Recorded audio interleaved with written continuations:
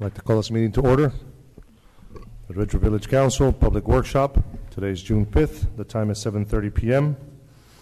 Adequate notice of this meeting has been provided by a posting on the bulletin board in Village Hall, by mail to the Ridgewood News, the Record, and by submission to all persons entitled to same as provided by law. Was scheduled including the date and time of this meeting. Roll call, please. Deputy Mayor Knudsen. Here. Councilman Seaton. Here. Councilman Voigt. Here. Councilwoman Walsh. Here. Mayor Hache. Here. Please stand for the flag salute. Pledge allegiance to the flag of the United States of America and to the republic for which it stands, one nation, under God, indivisible, with liberty and justice for all. Please join us in a moment of silence in honor of the brave men and women serving in our nation's armed forces and as first responders.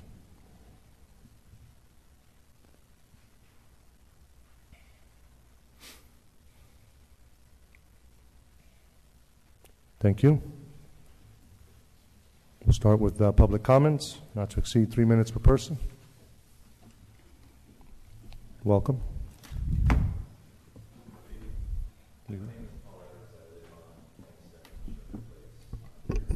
Is the button, the green light on? Just push the button if you would, please. And could you start over? How's that? Better. Good evening. I am Paul Evers. I live at 27 Sherman Place, and I'm here in reference to the agenda item parking on Sherman Place. And as most of you know, Sherman Place is a small dead-end street between Washington Avenue and Ridgewood Avenue. It was probably a very quiet dead-end street before a professional building on Ridgewood Avenue was allowed to expand, cutting off their entrance and exit and forcing an entrance and exit to be created on Sherman Place. And really, that has caused Sherman Place to become an extension of their parking facilities. And as that building has grown over time, the traffic situation on Sherman Place has really degraded. And for the last 5 years, the neighborhood has been communicating to the council that, you know, there's been issues with safety, there's been issues with parking, there's been issues with cars getting congested on the block, and we feel that it's time to act. So we appreciated a few months ago that you guys created a recommendation, but we didn't agree with the recommendation. So we were asked to provide a counter-proposal, which the neighbors did, including maps and documentation and pictures, and we were excited by being able to submit that, and when we got the proposal back, we were a little disappointed that our recommendations weren't reflected in the new proposal that's being reviewed today. In addition, our neighbors on South Sherman, as well as our neighbors on Garfield, aren't happy because they're afraid that the problem is just going to be pushed down to their streets. So my ask here is that we hold off on voting on this proposal and that we convene a meeting of the neighborhood with the town to come up with a proposal that is convenient to everybody, that we feel really solves the root cause of the problem, and that we can all agree to. And my hope is that it doesn't take another 5 years to get this done. So I appreciate your attention. Thank you very much.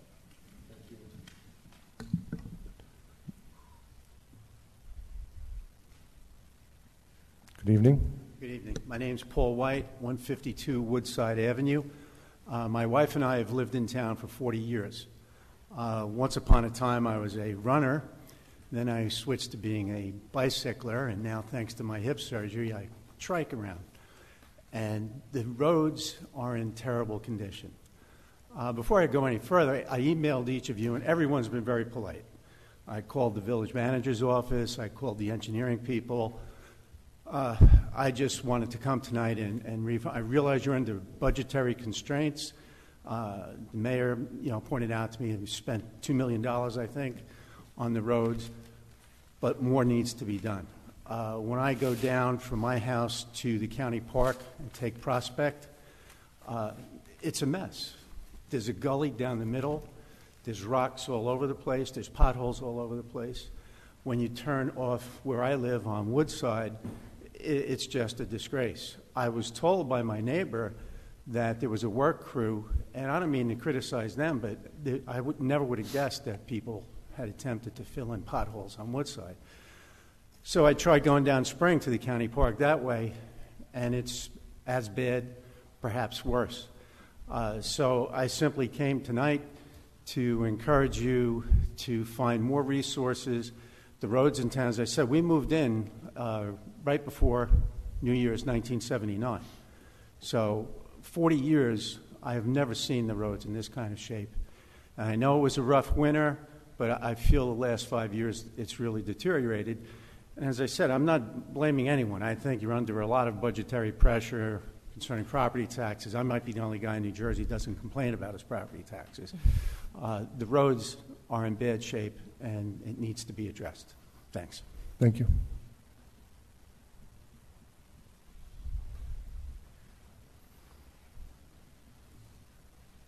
Hello, Chris Reed, 112 Good Stanley evening. Place. Hopefully, I'm not too tall, so I'll stand up. Thank you. I just wanted to come up here and say that I agree with my neighbor Paul. You can only get to my street via Sherman Place.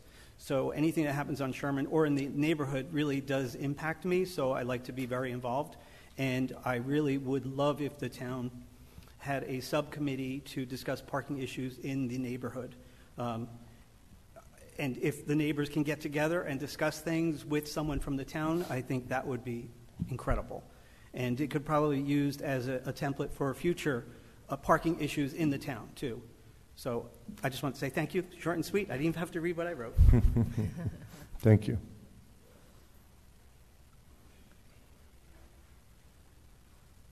Hi, I'm Kim Schwartz. I live Kim. at 56 Sherman Place, and I also agree with the last two people referring to the Sherman parking issue.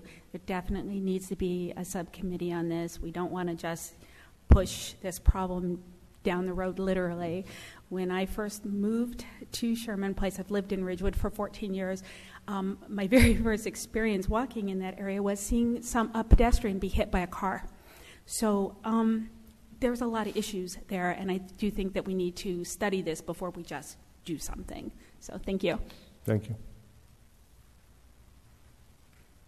Good evening. Hello, Jen Schnell, 43 Sherman Place. I'm here, too, to ask for the formation of a subcommittee to address the parking on North Sherman Place, as well as the entire GW neighborhood. Thank you. Thank you.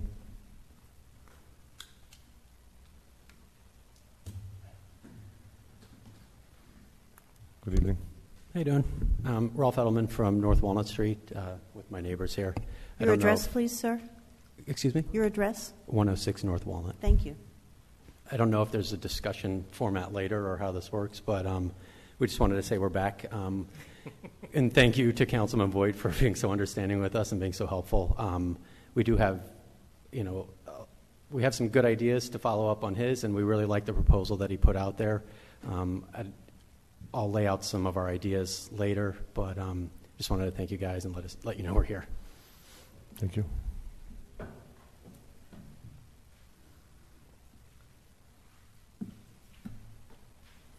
Anybody else?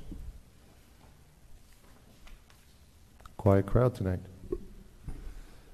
We'll close public comments. Just to be clear, we're not voting on anything tonight. We're just having a discussion. I do like the idea of having a subcommittee involving residents and village staff and perhaps a couple of members from the council. But we will discuss a little bit later now when we go into the presentations right after this. So, we'll go to manager's report first, sorry. Right. The manager's report, Graydon Pool opened Saturday, June 1st. The early season weekend hours are from 10 a.m. to 7:30 p.m. Weekday hours are 12 noon to 7:30 p.m. Residents can purchase memberships in person at the pool office or at ridgewoodnj.net/community pass. Regular season begins June 24th through August 11th, and then the late season is August 12th through September 2nd. Various program offerings and amenities include spray fountains, Adirondack chairs, a shade system, recreational game area, picnic area with tables and charcoal grills, Wi-Fi accessibility, The Water's Edge Cafe is open daily from noon to 7 p.m. with delicious snacks and food and beverages. There are swim lessons given, story time under the pavilion, a lending library, and special events include movie nights, concerts, and more. The Cattrall Memorial Shell, located on Veterans Field right here, will begin its season tomorrow night. Free live popular music concerts are presented on Tuesday and Thursday nights at 8:30 p.m. in June, July, and early August. Bring a chair or a blanket to enjoy these concerts under the stars. This program is presented through the generous sponsorship of several local businesses and the Village of Ridgewood. The senior bus will be available for transportation to several of these performances. If you are an older resident and wish to go to one of these performances, please call 201-670-5500, extension 203, for details and for which performances we will have the bus available. Dog licenses are due for renewal in the month of June. After July 1st, a $20 late fee will be charged. Dog owners were reminded by either an email or mailing to complete the renewal form, enclose a check, and mail it to the health department. The health department is open from 8:30 a.m. to 4:30 p.m. Monday through Friday. The Ridgewood Guild provides movies under the stars on Wednesday nights twice a month in June, July, and August in Memorial Park at Van Ness Square at sundown. This summer, the following movies will be shown: The Postman Always Rings Twice on June 12th, The Wizard of Oz on June 26th. It's the 80th anniversary, one of my personal favorite movies. Chicago is July 10th. Sleepless in Seattle is July 24th. The Sixth Sense is August 7th. E.T. is August 21st. Bring a chair or blanket and enjoy the show. The Guild also sponsors 3 Art in the Parks evening events, Friday, June 7th, July 12th, and August 2nd. Take a stroll in the park and enjoy music and artwork displayed by local artists. Art is for sale those evenings, with proceeds benefiting the Ridgewood Guild. Age-Friendly Ridgewood sponsored an introduction to the senior bus last week. There were morning and afternoon bus rides, and it was provided for 10 residents on 2 trips to learn more about our central business district and other local activities. Along the route, Ridgewood representatives met the bus and spoke to the riders, sharing fun facts and special treats. Senior residents are encouraged to call to reserve a ride on the bus at the same number, 201-670-5500, extension 203. Registration for summer day camp continues until June 10th, which is the registration cutoff. After that date, there is an additional $50 fee. Day camp begins Tuesday, June 25th. Sunday, June 23rd, from 9 a.m. to 3 p.m., Bergen County Utilities Authority will collect household hazardous waste at Bergen Community College on Paramus Road in Paramus. Rain or shine, Bergen County residency is required. I want to remind everyone that parking in all village-owned parking lots after 3 p.m. does not require a permit. Time restrictions of a maximum of 3 hours and parking fees are still in effect. All right. Go on to council reports. We'll shake things up today. We'll go reverse order. We'll go Councilman Boyd. Thank you, Mayor. The Community Center Advisory Board met last week. Don Liebrick, who is one of our elder gentlemen in our community, is stepping down as the chair of the Community Center Advisory Board, and would like to thank him for his service. He's been doing so for 4 years, and we hope he stays on as a volunteer. He's done a really nice job. Yes, he has. On May 31st, Ridgewood became the 355th community in the U.S. to be enrolled in the AARP network of age-friendly communities. This network encourages municipalities such as Ridgewood to prepare for the rapid aging of the U.S. population. Mayor Hache mentioned, and this is correct, that by the year 2050 there will be more seniors than children in the U.S. Yeah. Age-Friendly Ridgewood, under the leadership of Sheila Brogan, Beth Abbott, Sue Ulrich, and Deanna Shablik, have done a really nice job, and they should be congratulated for all the work they've done. The president of the AARP, Lavelle Jones, and senior program specialist Bridget Quinn were on hand to present the award to Mayor Hache.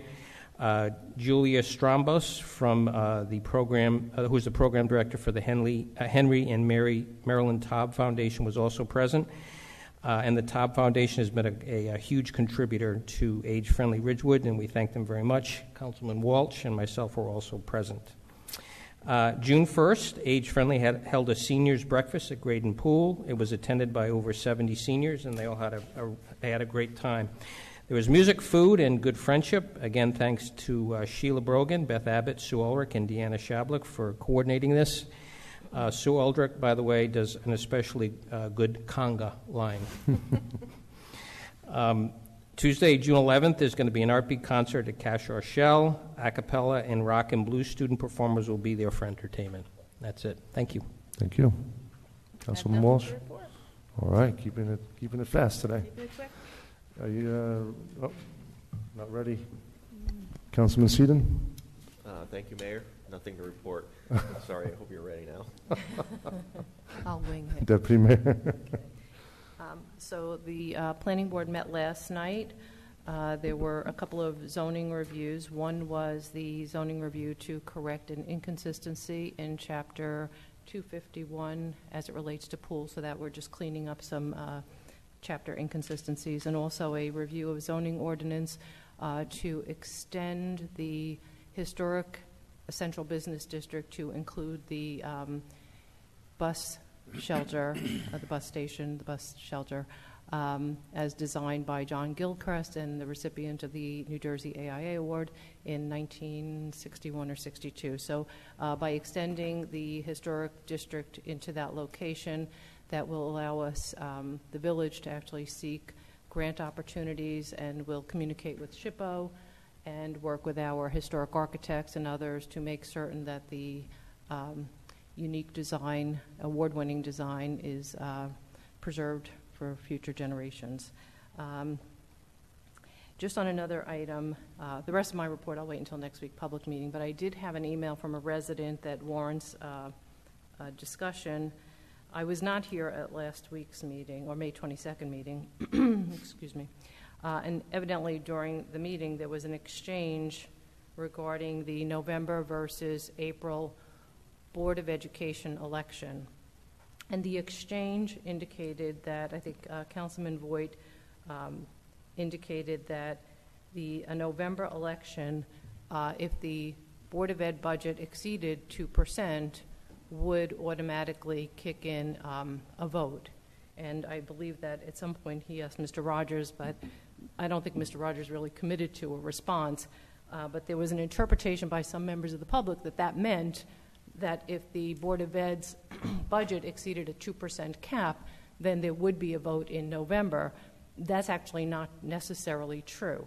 Because of exceptions, exemptions, and the use of a cap bank, the increase could be significantly higher than 2%, and there would be no budget vote necessarily in November. The difference between November and April elections for the Board of Education guarantee that regardless of what the budget increase is, there will always be a vote.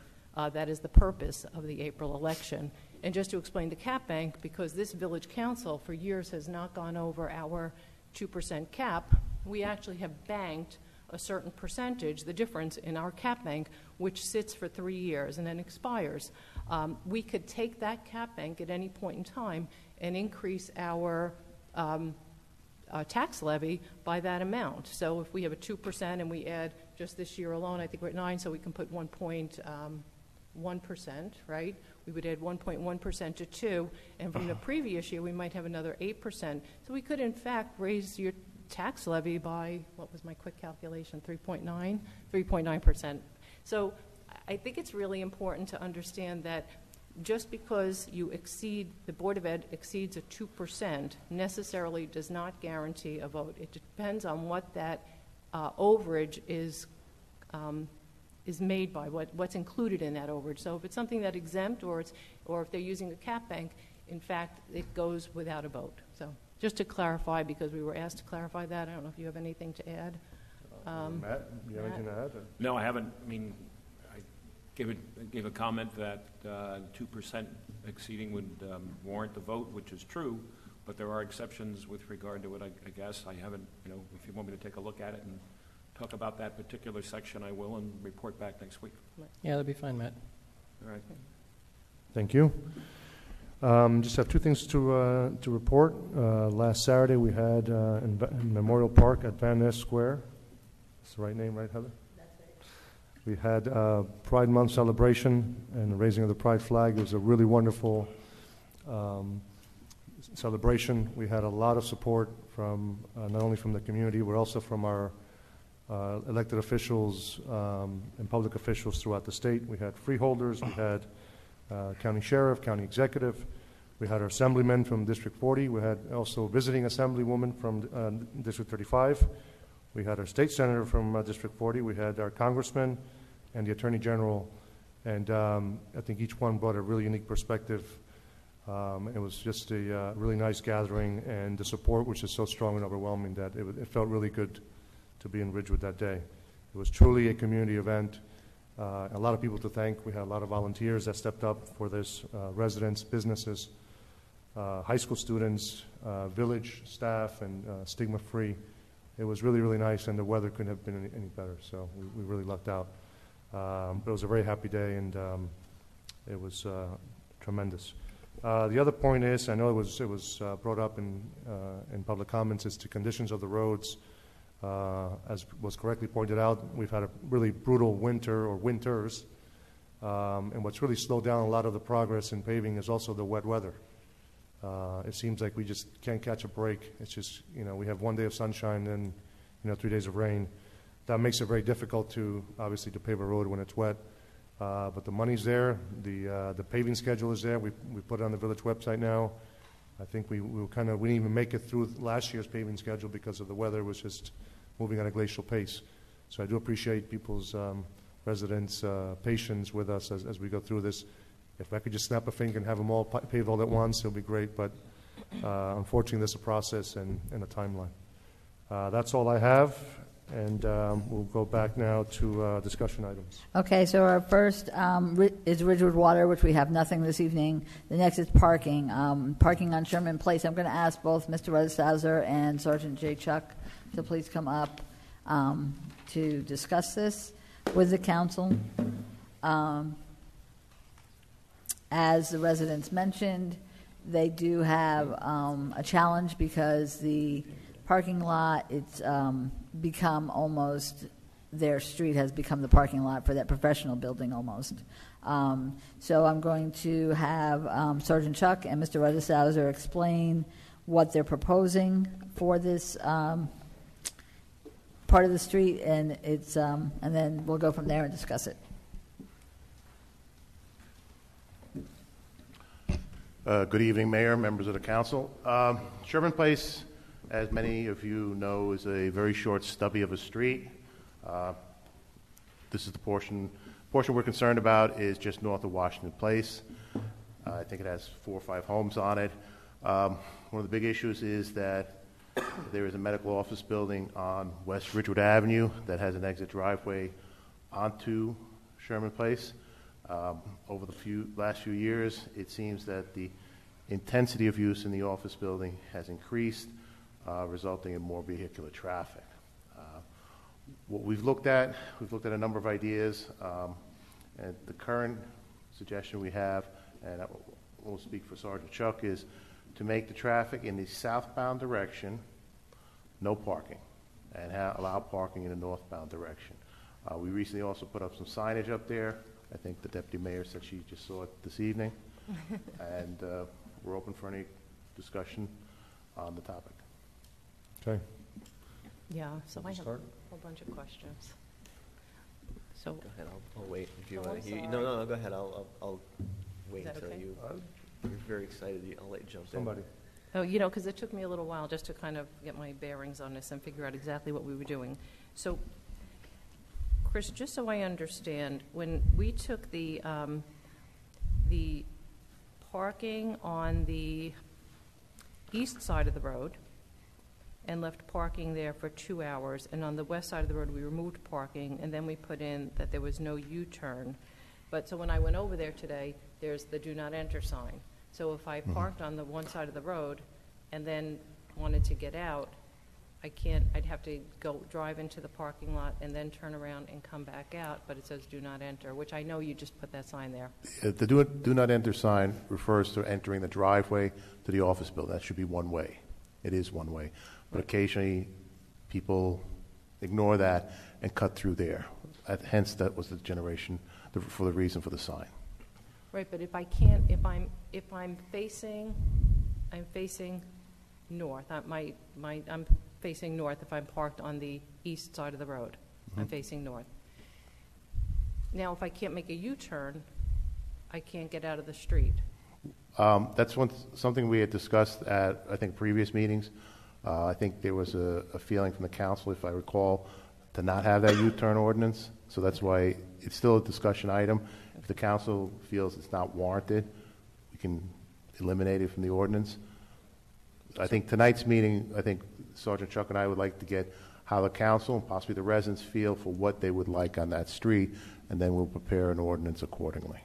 So it's my opinion, and I have spoken to a lot of the residents. I've read all of their emails. I actually suggested to one of them a couple of weeks ago that an ad hoc committee be organized so that we don't have a situation as we did on the Pomander shift over. All of a sudden, Sherman and Stanley, and Chris is back there, Reed is shaking his head, because we had that whole shift of cars that moved. They just migrated from one street to the other. You're absolutely correct. Unfortunately, we've seen that all too often in the village. Whenever we pose and enact a parking restriction, it very often moves the parking cars, the parkers, to the next block or whatever block doesn't have a restriction, whether it's around the bus stop. And sometimes it's amazing how far people will walk, say, to a bus stop and be able to still park their cars. And it's a constant battle that we have because residents feel their streets get filled up with parked cars and has negative impacts. So we try to move the cars out, and it's a tough way to gauge how far we'd have to create an area of, say, no parking for commuters or no parking for other uses to get them to go further away. So I guess my other question then goes to when the approval for the office building there occurred, I guess, 30 years ago? I think it's easily that much, yes. I don't know if I've asked for the resolution of approval. I don't recall if I've asked for it. I think we've looked for it. I'd have to see where it is. I mean, it might be helpful to have that and to take a look if there's any availability of the original site plan and the resolution, because if there was a representation that there was X amount of activity going on there and a representation that there was a certain amount of vehicular activity that would be anticipated, we might have something in there that would require, maybe there's been an increase in use, maybe there's been a change of use, maybe we have to start to look at what's going on there that has exacerbated what's going on in the street. I do think that the office building has intensified its use. Exactly. And that intensifying could be as simple as a change of type of physician. Some physician practices see less patients. Others see many more and, of course, cycle through considerably more people.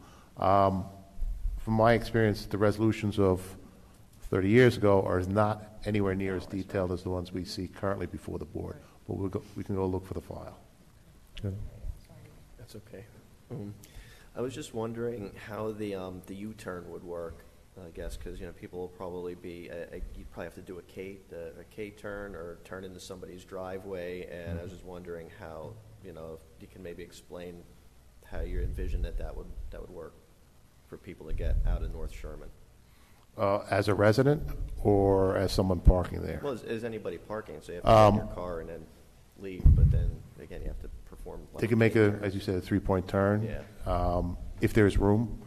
Many times we've been forwarded photographs that show there wouldn't be any room to execute that maneuver, and that's one of the concerns that the residents have brought to our attention. And I guess I do see that I think there'd be a value in getting together with residents, because sometimes they might have obviously they have experience from living there, and they might have some additional ideas, but then it might also be helpful to kind of explain your perspective, because through policing and engineering, there's certain restrictions and certain guidelines that you have to follow. So somebody might have a great idea, but you might not be able to implement it. So if everybody could get together people be able to at least understand that, it's that kind of out of our control, because some of these things have, there's the manual that you have to kind of follow, guidelines for street signs and things like that. So, I think that would be probably valuable, but that way we can avoid future meetings where we do something, we go through, we have to introduce the ordinance, then we have to vote on it, and then it gets put into effect 20 days later, and then everybody sees some sort of impact, whatever that is. Maybe we fix everything, maybe we don't, and then everybody's back and we have to start all over again. So this could save all of us a lot of time and heartache. Councilman Boyd, any discussion in CSAC after we met the last time? Any further developments or suggestions that? As it relates to this, no, but I do have a couple of questions. Sergeant Chuck, the parking spaces on Ridgewood Ave, are they used by? I mean, they're metered spaces, right? Yeah. Are they used at all? Yeah, all day. They're used all day. Okay, so there's people there. Okay, and it relates to the zoning of that particular property. The types of businesses that can be there. Are we sure that there's compliance with that? As far as I'd have to take a look at it. I don't have the zone that it's zoned for committed to memory. Yeah, if we could look at that to see what, because it sounds like there's a fairly high intensity use of those particular offices, and I just want to make sure that who's ever in there is complying with what's supposed to be there. That would be helpful. Councilman Walsh? So I do believe we saw a site plan, and it could have been at CSAC a few years ago. Because I recall that there's a garbage receptacle there that is not on the original plan, and that the site plan did show exit only, that there was not a two-way. So I'm trying to rack my brain as to where I saw that site plan, and I think it was CSAC a couple of years ago. Okay. So, I guess the challenge, obviously, with this block is that it's not just that building, it's also school parking, because I know some people will park over there and walk over to GW. So, there has to be a balance, I guess, for the residents. But restricting, I guess the challenge I see is when you restrict from 8 a.m. to 8 p.m., the residents really don't get to use the road either. So if they have friends coming over, unless they're in your driveway, you're restricting any parking for the residents. So I'm not really sure how we can have a balance here for them. I mean, obviously we're going to, with the new sign, make sure that there's only exit. But when they exit, that's basically taking up this whole west side of the road, so you would only be able to have maybe a couple of parking spots here if you follow the rules of, 25 feet from the curb, 25 feet from the 50 feet on intersection. It's going to be 50 feet on the stop sign side? Yeah. It's going to be 25 feet on the opposite. So and 50 here, so if you didn't have any parking on the west side of this section, you'd only really have a couple of spaces that would even be available there. On right? the east curb. On the east curb, yeah. Yeah, I mean, basically, you're going to be cutting the parking in half. Yeah. Long story short. And then the same thing on the lower portion, the portion south of Washington. So I don't know, I guess, because there's, how do you find the balance? Sure. I guess I'm still trying to figure that out, because if you count residency, here's 1, 2, 3, 4, 5, 6, 7, 8, 9, 10, 11.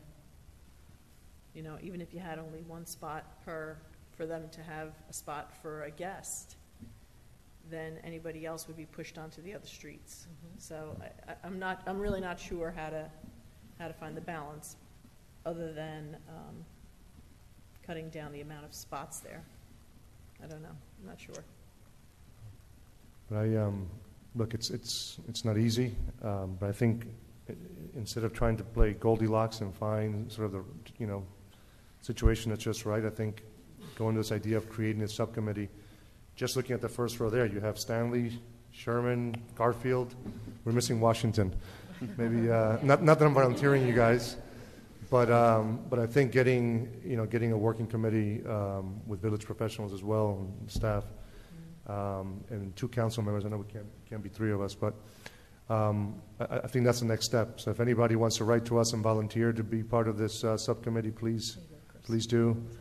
I think we already have at least 1. Yes, okay. 2, 3, okay. I have a quick question, though. The do not enter sign that was installed, is that like an enforceable, I mean, we don't have that by code, and is that something, who has jurisdiction over that, or is it just a suggestion? It is a regulatory sign, and I believe it can be enforced. I don't believe it has a village statute on it. I defer to Sergeant Chuck for the It only says do not Title enter, and I 39. don't recall having any ordinance attached to it. So that's unenforceable because it's a do not enter sign for private property. Right. And that is not an enforceable violation that we can issue on private property. Right. The one concern that the police department has is the no U-turn. Obviously, that's problematic because we look at the street 360 and not just the problem of the overuse of the commercial space, but we think about grandmas visiting, landscapers visiting. They're coming from Washington Place, the public roadway. If you remove any U-turn restrictions, you can never leave the drive. You can never leave the road. I almost got stuck there tonight. Whether parking's allowed on both sides, one side, you build a second deck. Right. You're going to have to make a U-turn. Mm-hmm. Or reverse out of the street. Or reverse out of the street into an open intersection after you stop first. Yeah, I think that, it's like my street. It's like the experience that we had with Bogert. It's this experience we had with Pomander and Sherman. The uniqueness of each of these neighborhoods is really best understood by the residents and the neighbors, and they typically come up with the best solution. So I support absolutely saying let them help work on this as a more comprehensive approach. Good. So I just ask whoever wants to be a spokesperson, please contact me, Heather Maylander, I'm the village manager, and this way that person will be the one who will email, and then that person will be responsible for notifying the other neighbors on the street. So make sure you get that spokesperson your email, contact information, and then we'll set up a meeting internally, as Mayor Hache has said, with 2 council members, with the neighbors, with our professionals, and we'll try to come up with the best solution with Sergeant Chuck. Just try to figure out what's the best solution for everyone, for the neighborhood, for the village as a whole, for that whole area, and not just one little part of it. Okay. Good. Our next one is Monte Vista Avenue parking restrictions. At our last meeting, we had a resident who had requested that there be restrictions because he was having issues with commuters parking all day, and there seemed to be 6 cars there consistently, and so I'll have Sergeant Chuck report on his findings and then the recommendation from Mr. Rudder-Sauser and Sergeant Chuck. So we did look into that, and we found that they are non-Ridgewood residents parking almost nose to tail every day. I guess they found a loophole, and they're going right over the train station. So there is the overusage, and that neighborhood, if you go Monte Vista, Madison Heights, although that whole neighborhood has time limit restrictions, and I think that is to relieve the neighborhoods from long-term parking, whether it's employees in the area or persons that jump in the train. So that road is certainly wide enough to have parking on both sides of the streets, which is what it is now. But if you are interested in addressing the long-term parking problem, we would certainly suggest a time limit restriction to stay with the rest of the neighborhood. And that, again, would allow your landscapers, your family members to come visit for whatever time they would need during the day and not feel rushed out of there. That neighborhood does have 2, 3, and 4 hour time restrictions, so you can pick whichever one you want. We think that 3 hours is pretty much works around the best, but of course 4 hours gives a lot of time for anybody. I have a question, Sergeant Chuck. Does this relate at all to what's going on with the parking at the train station? Is it getting worse there because we don't have parking at the train station, or has it just been in existence for a long period of time? I think it's been existing for a long period of time, and I think the neighbors finally had enough of their half their block being parked on every day. Okay. So I don't think it's related to the construction. Okay, thank you. And just to understand the Madison Place, so currently there's parking on both sides with a 2 hours between 7 a.m. and 8 p.m. So Madison's an anomaly. There's probably 9 parking restrictions there. Yeah, that's what I'm asking. Yeah, so that was one of the things that we looked into and we sent up to Chris's office, was to streamline Madison. Because there actually is 2-hour time limit, no parking, 3-hour time limit, no parking, 4-hour time limit, 2-hour time limit. Right, there's the rest from throughout Forest to Hillside. that entire roadway. So we sent it up to Chris to kind of streamline it to work with the neighborhood, but kind of be one ordinance, one time restriction. What we looked at with all the different time restrictions, if the goal is to dissuade commuter parking, a time restriction anywhere between 2 and 4 hours will suffice, because no one goes into the city or goes to their job and gets back in those durations. A shorter time restriction, say a 2-hour, particularly say on Madison, could be detrimental to the women's clubs for the events they have, because some of their events would extend past that time limit. And they do have events during the day, afternoon, so it's hard to gauge necessarily when they have events, but with a 4-hour time limit, that should cover the great majority of what they do. And the people that would need to park on the streets, Madison, maybe Monte Vista, that wish to attend an event there. Is there anybody here from the neighborhood, from Monte Vista, Madison here? No? I was hoping somebody would come, but I think, I'm sure these are great suggestions. I think we should, before we move forward with anything, discuss it with them, make sure that that it works. We can email the gentleman who first brought it to our attention and ask him to help us distribute to the rest of the neighborhood, and then circulate this and see what the feedback is before we put it on the agenda to introduce anything. Is this something that we just I agree, so we don't wind up with the same situation we want to avoid again, where residents are kind of caught off guard that suddenly their parking restrictions have changed, or maybe there are new restrictions where there were none, or maybe they're longer, shorter, whatever. Is this a situation where we should actually send a letter to the folks? And we can do that if the council wishes. We just take the property tax listing, right. And we would send them a letter. We've done that many times in the past, and the only flaw in that is if the home is owned by an off-site owner, they don't live there. It's either a rental or whatever, but those are not all that many homes. Right. I mean, it's still the proper notification, and when it's addressed from that record, it's addressed to that person, the homeowner, the actual homeowner's name. So it's not intended, obviously, then for the tenant. Everybody okay with that? Yeah? Yep. I'm Good. a big fan of notifying residents. Pardon? I'm a big fan of notifying residents. Yeah. All right, we'll get a letter out in the next week or so. Thank you. Great, thank you. Okay, so we're moving on to budget. We have award of contract under a national cooperative agreement. The village's traffic and signal division and water pollution control division share a 1983 Ford backhoe. The existing machine is old and ill-suited for repairing sanitary sewer breaks. We're actually trying to repair more of our sewer breaks in-house rather than having an outside contractor. The village joined Sourcewell Cooperative Purchasing last year. So working with Sourcewell vendor Caterpillar through their local dealer Foley Inc. of Piscataway, New Jersey, they found a rubber tire backhoe in an amount not to exceed $145,961. And so this is under the Sourcewell Cooperative Purchasing, and so their recommendation is to purchase this vehicle. Funding is in the capital account, 2019. Okay, the next one is awarding contract cooperative purchasing for a 2020 fire pumper.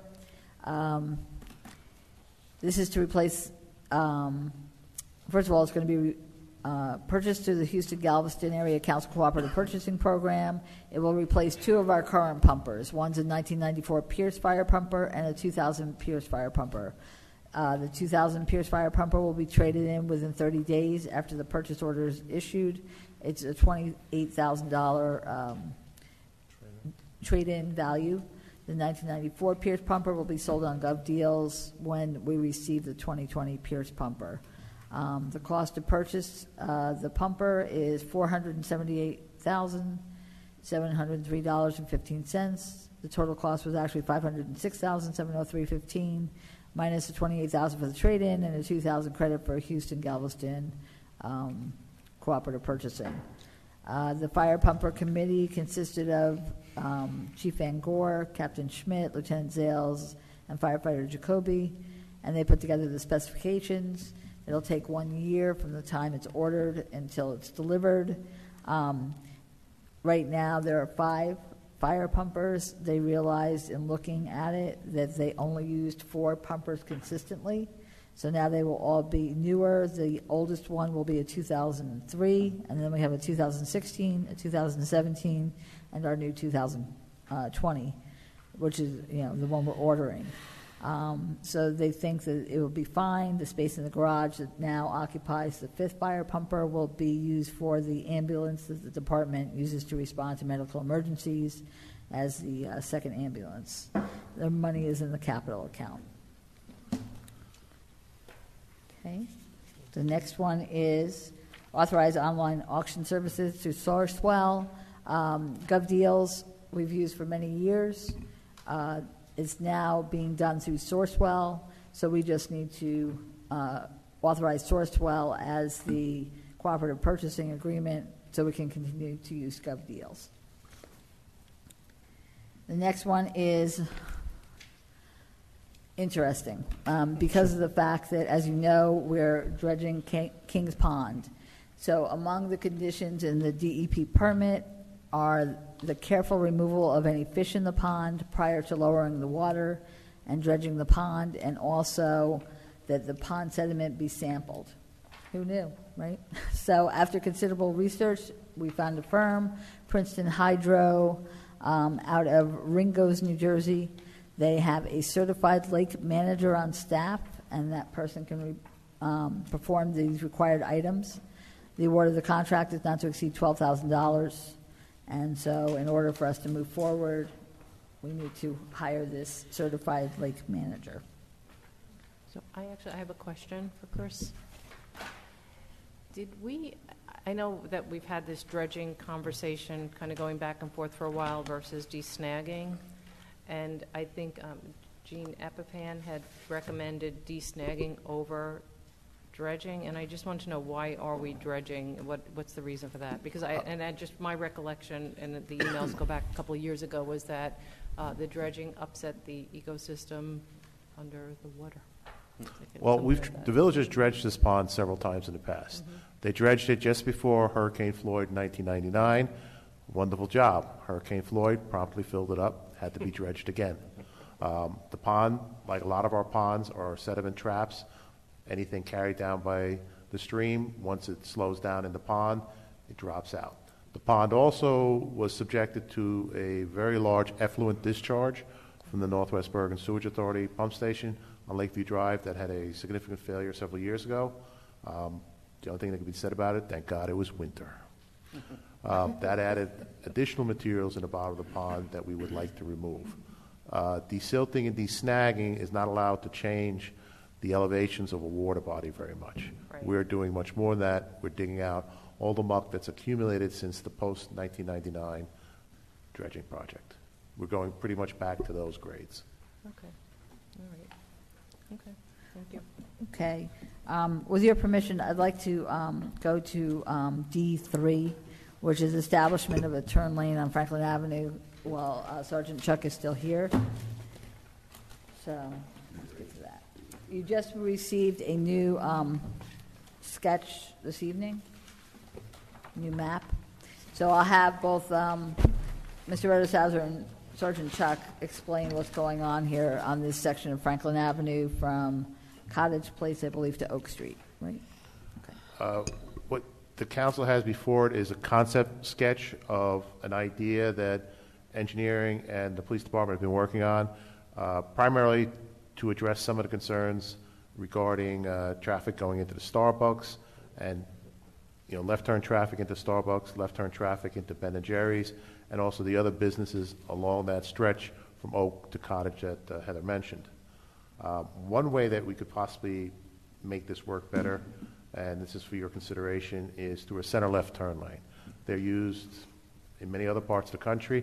They do work. To the uninitiated, they can be at first a little bit scary because you're going to be in a lane and you're going to see a car coming towards you and not realizing that car is also going to intending to make a left turn as you would be. Sergeant Chuck, could you give us your thoughts? We're actually very excited about this proposal. It's the first time, I think, in a while that the village has used newer traffic habits to improve. Instead of just saying no, we're actually managing the problem. We also found it very problematic how to manage no left turns into one parking lot when the adjacent parking lot wants left turns into there. We also feel that this will actually, the safety concerns were traffic getting backed up and trying to squeeze around, and this is really going to open that up where east and westbound traffic are going to have a nice free flow, and the turns won't be stopping the free flow. The turns will be in the middle and then be able to turn when there's the gaps. So we're actually really excited that this should really have a generous improvement to the traffic flow in the street, and also kind of reduce the frustrations that we've been seeing. And along with the lighting improvement that we've been doing, it probably is going to help with the intersections a little bit. And what we're looking for is, if the council is in favor of this, we will then have to approach Bergen County Engineering, because this portion of Franklin is a county road. So this is just part of a number of steps that would need to be taken for this to come to be implemented.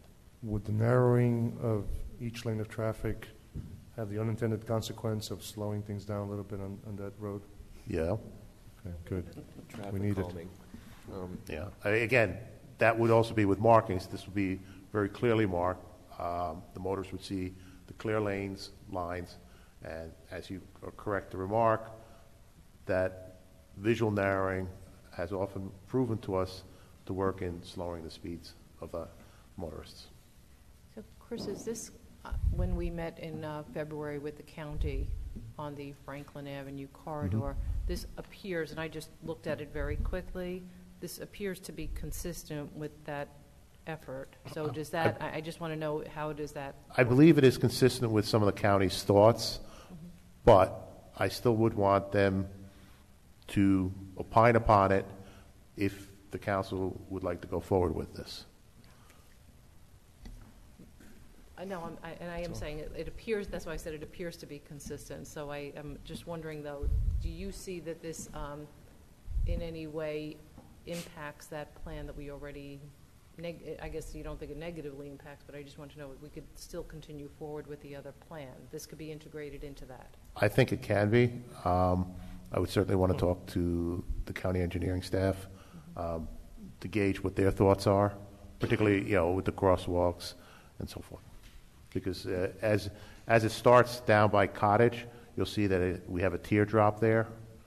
When we start from Cottage and start heading west, the striping is indicated as a teardrop, and then it only goes to the full turning lane just west of the entrance driveway to the Stop and Shop.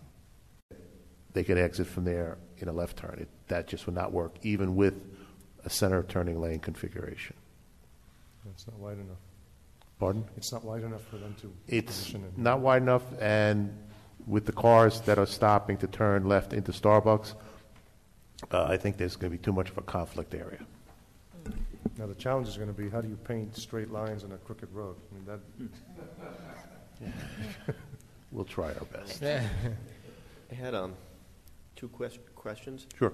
I know that there was a thought that we might be able to add parking on Franklin Avenue when it gets resurfaced and everything gets done. So would this eliminate that thought, I guess? At least between, I think, this area where we have this left turn lane, right now we really don't have much parking there.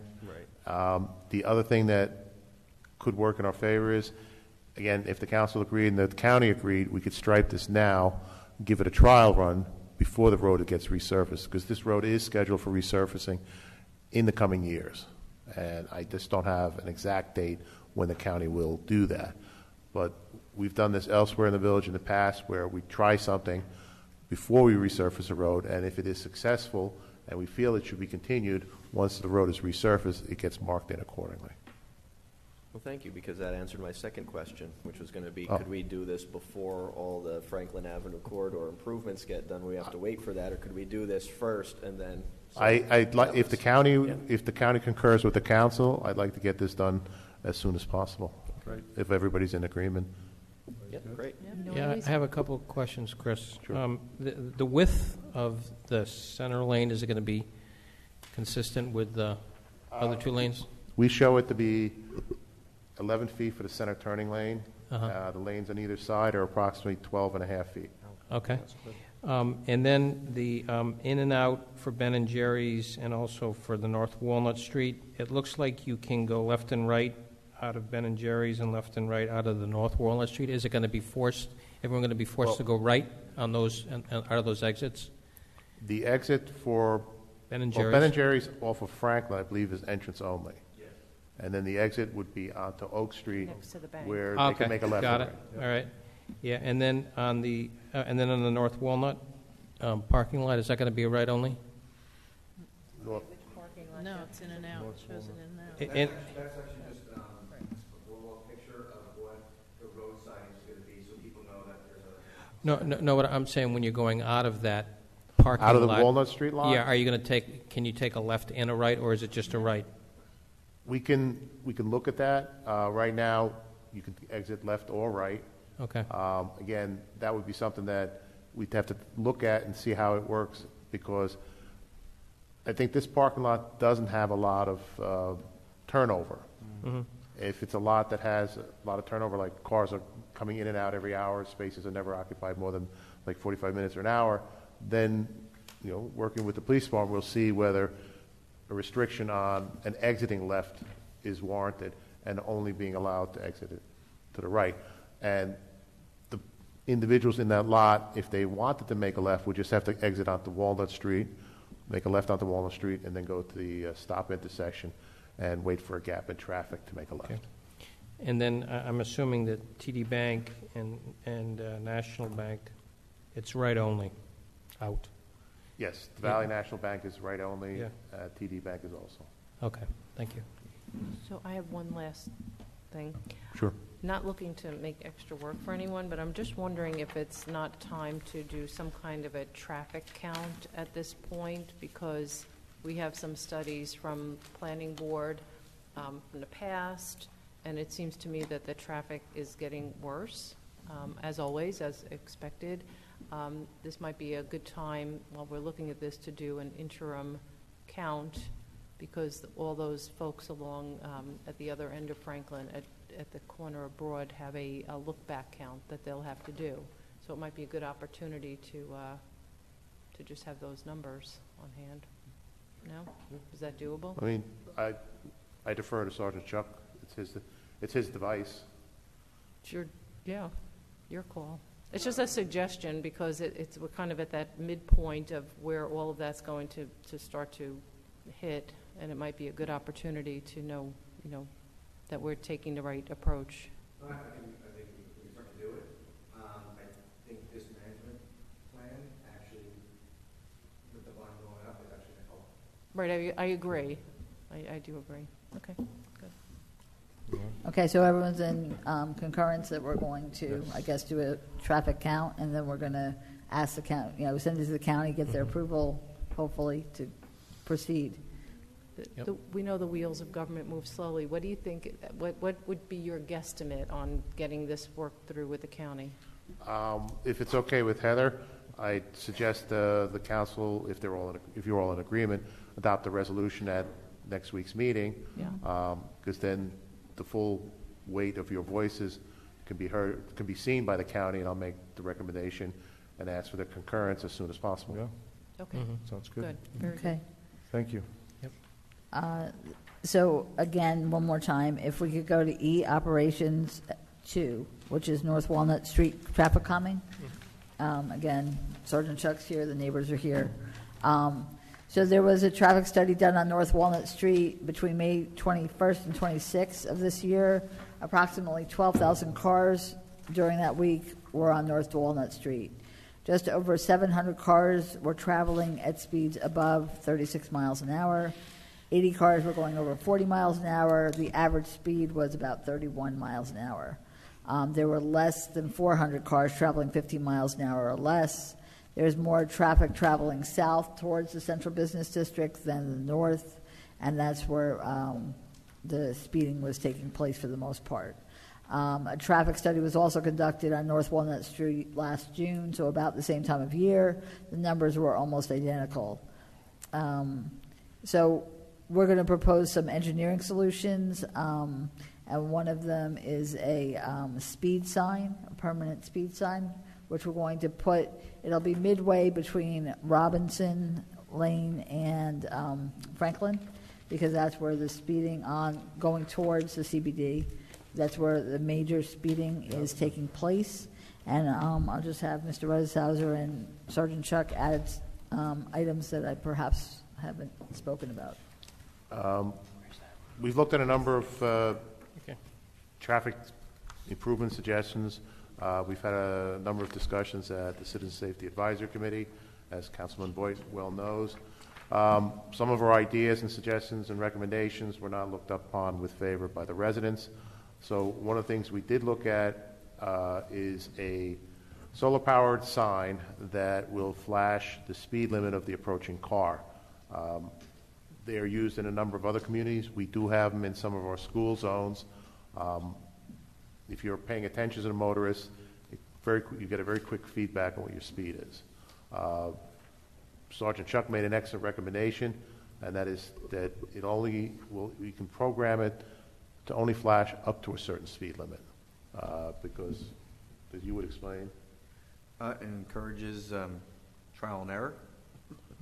So if certain persons are seeing higher speeds, they'll try to beat it next time.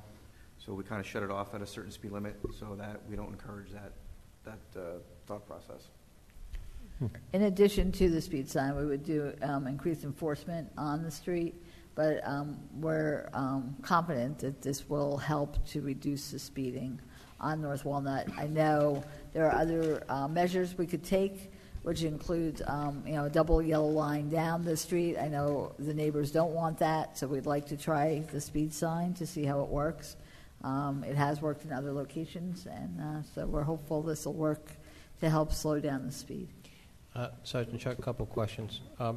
You're going to have access to all this information, all the speed limits. I'm assuming you can download all that stuff so you'll know what's going on over a period of time. You can take a look at that.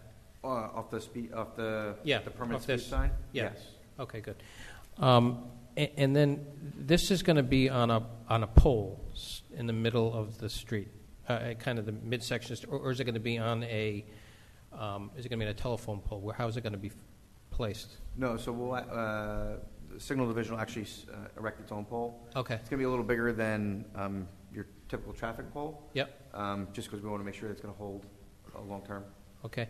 And then how obtrusive is this? In other words, if someone's at 9 o'clock at night watching their TV in their room and this thing is flashing all over the place, is it going to be bothersome?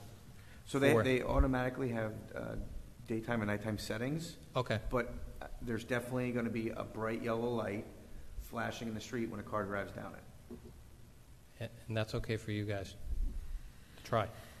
Yeah? Okay. All right. I handed out the information about the equipment. I don't know if you had a chance to look at it. Circulating, but I would love to hear maybe just quickly what are your initial thoughts about this? Is it something that you're okay with? you feel like it might make a difference? I mean, it's a great first step, I would say. Please identify yourself. So Ralph Edelman from North Walnut Street, 106. We think it's a great first step, and we really appreciate it. I know last week or 2 weeks ago, whatever, we were here, we talked about lowering the speed limit. I'm curious what the feedback was. What I heard was enforcement, but it's a speed limit. All speed limits have to be enforced or don't have to be enforced. And then I had just some other ideas that maybe could be built upon later. There's an initiative called Vision Zero. I don't know if you're familiar with it.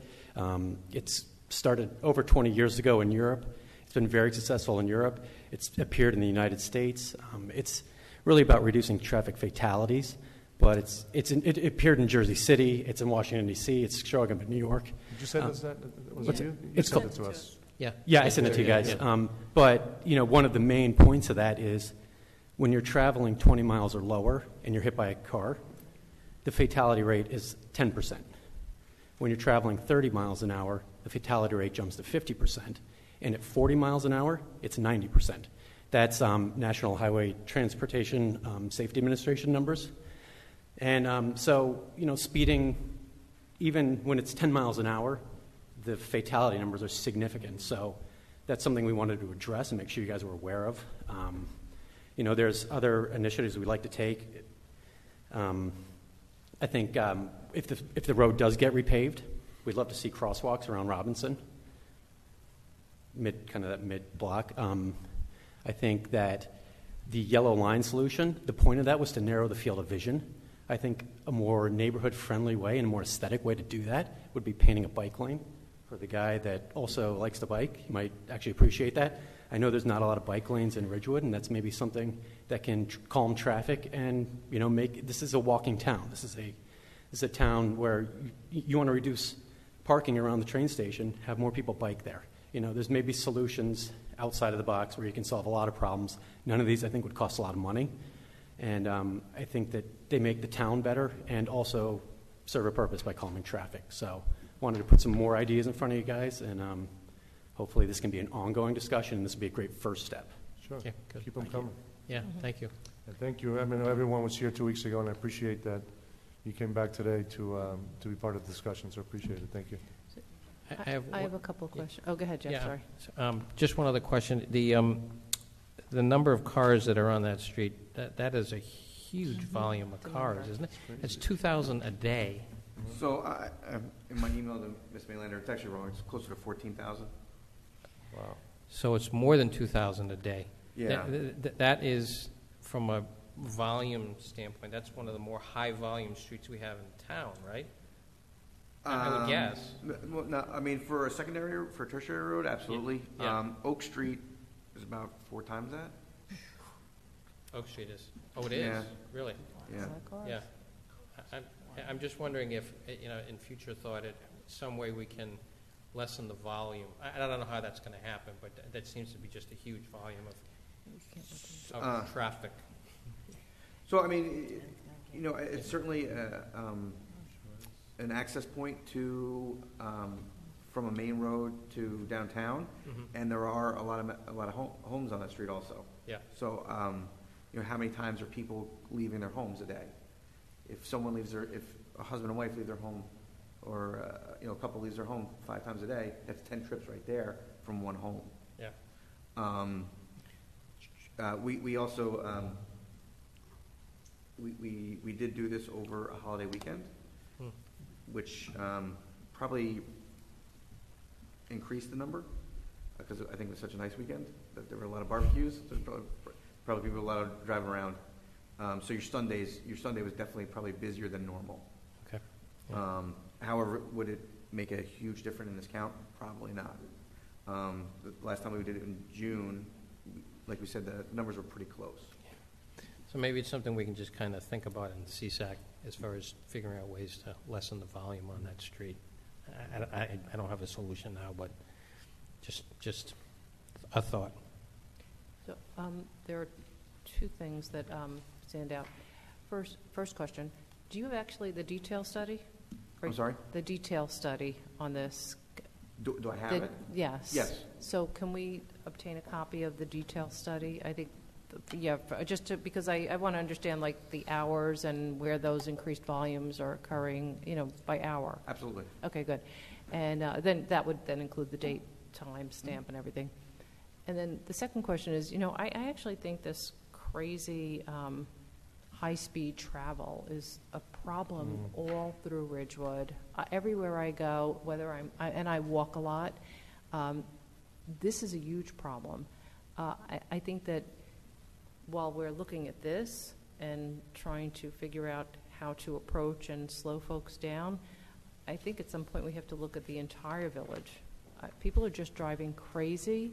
They make all sorts of crazy moves. Yeah, it's awful. It's frightening. And I think that we do have to look at a village-wide solution and how we're going to address it. Well, the chief has certainly agreed with you. She just bolstered the traffic bureau, which I think is a huge step in that direction. So we now have at least one officer fully dedicated to enforcement all day long. And that is supplemented obviously by the patrol officers. As they're going for calls for service, they can do enforcement also. So that is a huge plus for us. And that is directly related to the complaints that we've been getting. Okay. So we have one more. Sorry, I just want to add one thing on reducing volume of traffic. I mean, I was just thinking, there's 3 entrances to Stop and Shop. I don't know if you need 3. Maybe you could either restrict the entrance on North Walnut Street to commercial vehicles, because that's where the loading docks are, or you could at least make it an enter or exit only. Maybe that would just help reduce some of the volume, because you see a ton of cars turning into there and turning out. A lot of them don't live near there, so they don't mind, pulling out of that and heading on their way. So I have to tell you something funny about that. See, I hear what you're saying, but then I look at it from a completely different perspective. When I go to Stop and Shop, depending on the time of day, I can no longer make the left onto Cottage. And because I can't make the left onto Cottage, I'm either forced to go out on Cottage to make the left onto Franklin, because I live by the high school, or I have to go out of the driveway that's facing Franklin and make the left. But sometimes Franklin at certain hours is too crazy, and I'm not comfortable making the left. As a matter of fact, I think everybody knows I make every right turn. I make a series of right turns to go everywhere in life. So I oftentimes go out of that Walnut so that I can make the right on Walnut, then make the right again, and then make another right, so I could get home and not feel like I'm in a compromised position making a left into crazy people. So I just, there's 2 different perspectives from that. So I hear what you're saying, and then I look at myself and say, you're going to make me make those left turns onto Franklin, and I'll be like scared to death. So make it an exit only on Walnut, right? Doesn't UPS only make right turns at the Actually, UPS, because it's an efficiency, so I'm an efficiency person. And just on what you said, just to echo what you said, I think a lot of the stuff we propose, like lowering the speed limit, creating bike lanes, that's easy to implement throughout the town. Well, not easy, I'm sure they'll say, but it's stuff that can be implemented town-wide, and I don't think any of it costs that much money. As it's not high technology. It's maybe some of the enforcement mechanisms. I'm not sure, and I'm curious what on the feedback on the enforcement on lowering the speed limit, or what the pushback was on the speed limit.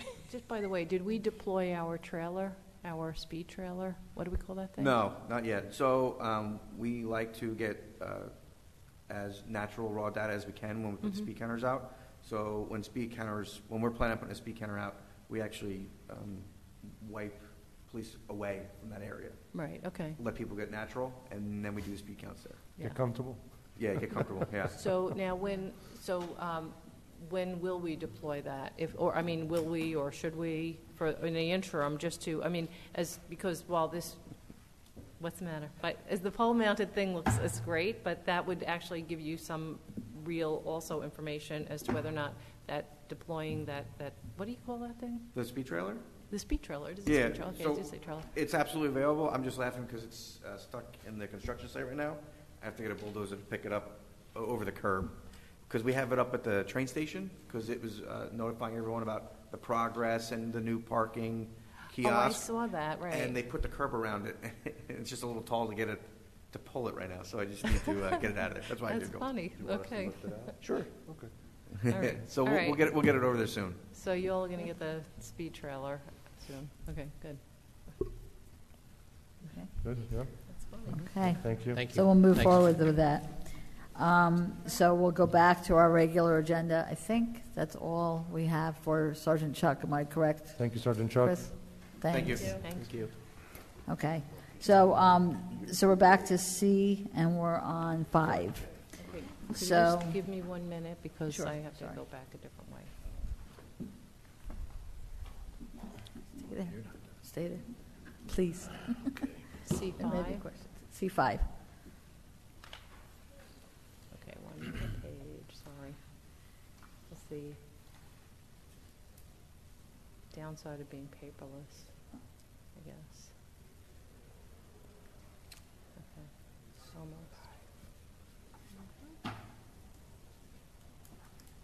Okay. Okay. So the Streets Division has capital funds to purchase a new roll-off truck with Salter. It will replace 2 old Volvo dump trucks that were acquired in 1999. Both of the Volvos have been declared surplus, and they were actually taken out of service in 2015 because there were issues with corrosion as well as cracked frames. And they also had issues with their braking systems. This is going to be purchased through the Sourcewell Cooperative Purchasing and awarded to Gabrielli Kenworth of Dayton, New Jersey, in an amount not to exceed $273,506.80. And again, as I noted, this is from the capital account. The next item is the disposal of grass clippings. This we need to do annually because of the fact that we could not store yard waste materials at our Lakeview compost site. We did go out, Jersey Mulch Products. They gave us a sole quote. We went out to 3 individual companies that does this, and we only received 1 back. So it's Jersey Mulch Products of Tawaco, New Jersey, in an amount not to exceed $90,000. It's $20 per cubic yard. Past years, we were quoted $50 per cubic yard, but unfortunately did not get that price this year. So it's approximately 4,500 cubic yards of grass clippings. In past years, we anticipated 7,000 cubic yards of grass clippings, so an additional award may have to be made later in the year. But we do have funding for $90,000. Where would the additional, say, $40,000 come from? That's a challenge that we'll discuss with Heather and the CFO, Bob Rooney. Right now, we're in a very good, vigorous growing cycle. We're getting a lot of rain. Everything's green. Maybe in a few weeks or in a month, we'll have a nice drought, and we'll have a lot less grass to pick up. Or people can mulch it and leave it on their lawns. Yeah, encourage mulching. That's been a discussion item going back decades. Yeah. Absolutely correct. Chris, why did we get a 33% increase? The solid waste industry in New Jersey, including organic material like this, is under increasing regulation from DEP. One of the vendors we contacted, we didn't get a price from them, and we also couldn't consider them because they wouldn't give us their DEP N-source number. When we get audited for our operations at Lakeview, we have to be able to show a complete trail where the grass clippings go, that we collected them, they were brought on this date to this receiving facility, and it has this NJDP license. Another entity that we've done business in the past, Environmental Renewal, also was unresponsive. I think they may be having some issues with DEP. Really? So we can't use the old one, that the $15 per cubic yard. We have to use a new one with 20. Is that right? We have to go out for quotes each time, and that was last year's quote. Okay, all right. Yeah, this is a new season, new year. Yep. That's what they're quoting us. Okay. I mean, to your point, Councilman, Ms. Walsh is correct. We would have a lot less grass clippings to dispose of if everybody mulched, but... Yes, I have a compost in my backyard. I mulch as well. I mulch as well. Yeah. The next item is selective clearing for the berm construction at the Shedler property. We received bids on Thursday, May 23rd. There were 2 plan holders eligible to bid, and we received 1 bid. This is for, again, selective clearing for berm construction at the Shedler property. So the low and only bid received was from Downs Tree Service of Hawthorne, New Jersey. The quote is $37,535. It was a complete bid package, and it's in a capital account. The funding is available. You received this evening a sketch of that property that shows in the hashtags, right, where the trees will be removed, correct? Correct. So it will be definitely a different look for the neighbors in that area, but again, this is to be able to create the berm, which will then, ultimately give them an even better shielding from Route 17. I have a question. So, just because of just some questions that come up relative to the soil, would you just be kind enough to confirm that all the soil that's been deposited there has been tested and certified clean? We have had tests on the soil. The construction fill pile that was in our construction yard generated by the water company was tested. It was found to be satisfactory. The material we got from the Dayton project on South Broad Street, they provided an extensive test report prepared by an LSRP, a licensed site remediation professional. I think I forwarded those materials over to Heather. I don't know if they came to the council. If you would like it again, I'd be happy to email it to you. Yeah, I think that just because questions have come up, and I know we've discussed, we've discussed this in the past, and that everything was determined to be clean, Phil. Yeah, it was determined to be satisfactory, clean for the intended purpose, and the intended purpose being a recreational field facility where the exposure is the youngest members of our community and the most sensitive. And then on the trees, and again, it's just to confirm this publicly because I know the answer to it already, but just so we can restate it, the trees that are being removed are essentially going to be replaced because the berm is going to have trees planted on that, correct? Yes, we have a alternating pattern of evergreens. I believe that's what the council approved at a meeting a couple months ago and memorialized in a resolution. And also, I think Ms. Walsh was the individual who requested the fencing on top. Yep. That will be incorporated so that you'll have the screening effect of the evergreens. You'll also have a safety fence to prevent the wayward child from crossing the berm towards the highway.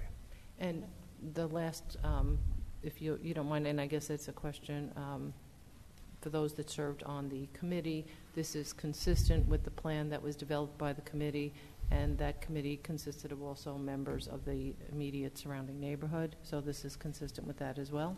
I believe it is. Yeah, the only thing I don't see is that the original estimate that we have, I have it here, didn't have a line for the selective clearing for berm construction. So is this adding now to what we had originally, or is this kind of something else here? What I did is I broke out the work because I did not put the work in one large bid, being the berm construction, clearing, and all that. I broke it out into smaller portions because we were able to do that and because I've been instructed to get this project moving along. Our office is currently doing the design for the parking lot that we had discussed at the council a couple of months ago. We hope to get that work and the berm construction bid out in the next month or two. And by that time, those trees are removed so the berm can be built with the material that we've been collecting. So the 143,000 we had estimated previously for the berm does not include the 38. That I'd have to go double check. But it also didn't include the free soil that we have. So do they wash 38,000? Well, free is free. Right. I mean, there was a cost to the soil because we had to truck it with our Now we have vehicles. to add 38. Do we end up back at 140 because we have $38,000 worth of soil? I'd have to go take a look at it. I mean, we've got the material. We had the stuff from the Garden Home site was trucked by them to us. The material we had in our construction yard, our staff and our trucks brought that over. Garden Homes was nice enough to lend us an excavator to help stack the material. Other times we had to bring one of our loaders over to stack the material. Okay. All right. The next item is the release of the maintenance bond for 44 Godwin Avenue. This was work done at Whole Foods. It's an amount of $30,648.45. The required site improvements have been satisfactorily completed, and the bond can be released, so we need a resolution for next week's meeting. Okay.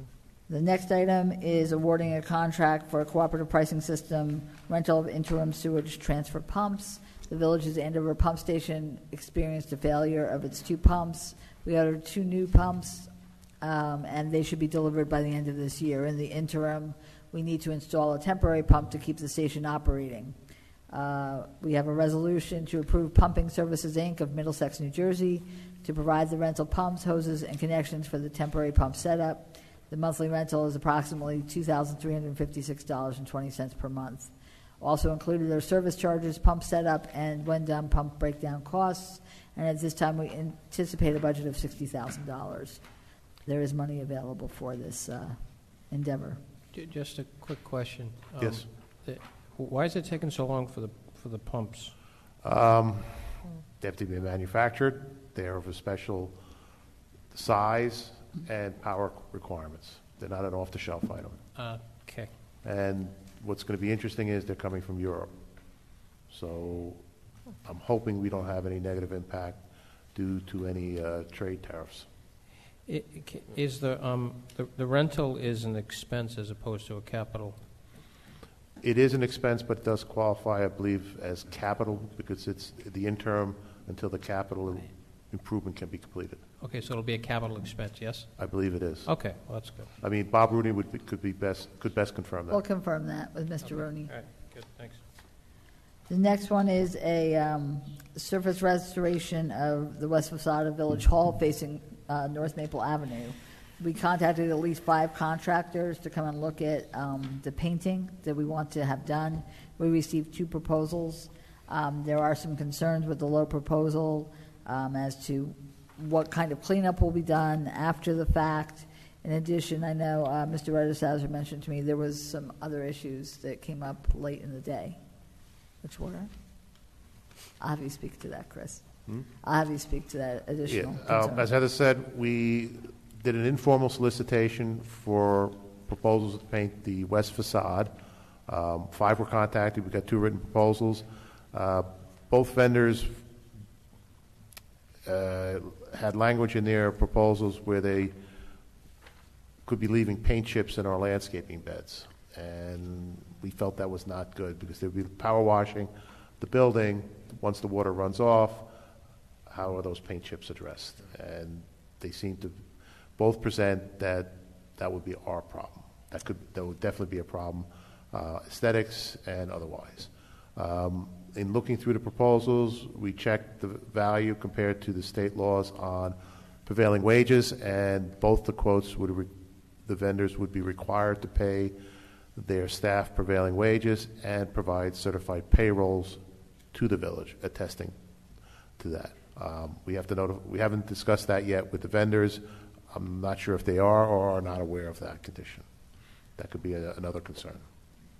So we'll go back to the vendors and discuss that with them. If it turns out that they do not pay prevailing wage, then we'll have to go out again for quotes indicating that we do need to pay prevailing wage for this job. So if we can move forward, we may. If we can't, then we'll bring it back probably in July for the July meeting. Okay. The next one is underground storage tank system repair. This is at Fleet Services. One of the alarms went off for one of the underground storage tanks at Fleet Services. Betts Environmental of Butler, New Jersey was hired to investigate the alarm condition. Tank was taken out of service. They found a failure in a vent riser pipe that permitted groundwater to enter the space, causing the alarm condition. They then had an independent agency test the tank to confirm the tank was tight and not leaking, which is what was confirmed. Then the tank was brought back online. The village's EGIF, Environmental Joint Insurance Fund, was notified. They have been appraised of the results of Betts' investigation work. They also followed up on the request and recommendation to have the waste oil tank tested and a monitoring probe installed. The village's underground storage system is approximately 32 years old. It will need to be replaced within the next few years, and the current system of underground storage tanks were installed after a major spill and subsequent cleanup, which also involved us purchasing a home on Oak Street at the time. So we have a resolution to pay Betts for the emergency work they did, as well as the work requested by the EGIF to keep our waste oil tank compliant with the DEP regulations. It's an amount not to exceed $30,536, and funded through insurance, correct? Partially? Possibly. Okay. That's why they were brought in. So, you did mention in this memo that there are no capital funds in the old accounts. Does that refer to the 30,000, or does it refer to putting new tanks in?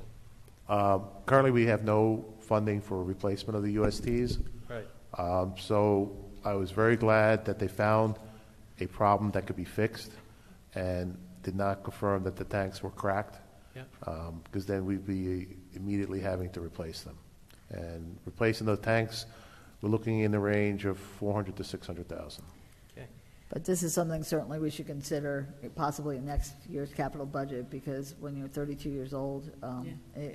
you know, we're teetering there on Yeah, but time to replace them. Yeah, just to be clear, then, there are no capital funds for the fix or for the,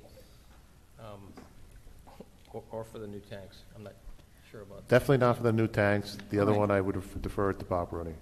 Okay, We'll find the funding, though, for it, Yeah. is what Okay. Mr. Rooney assured me. thanks.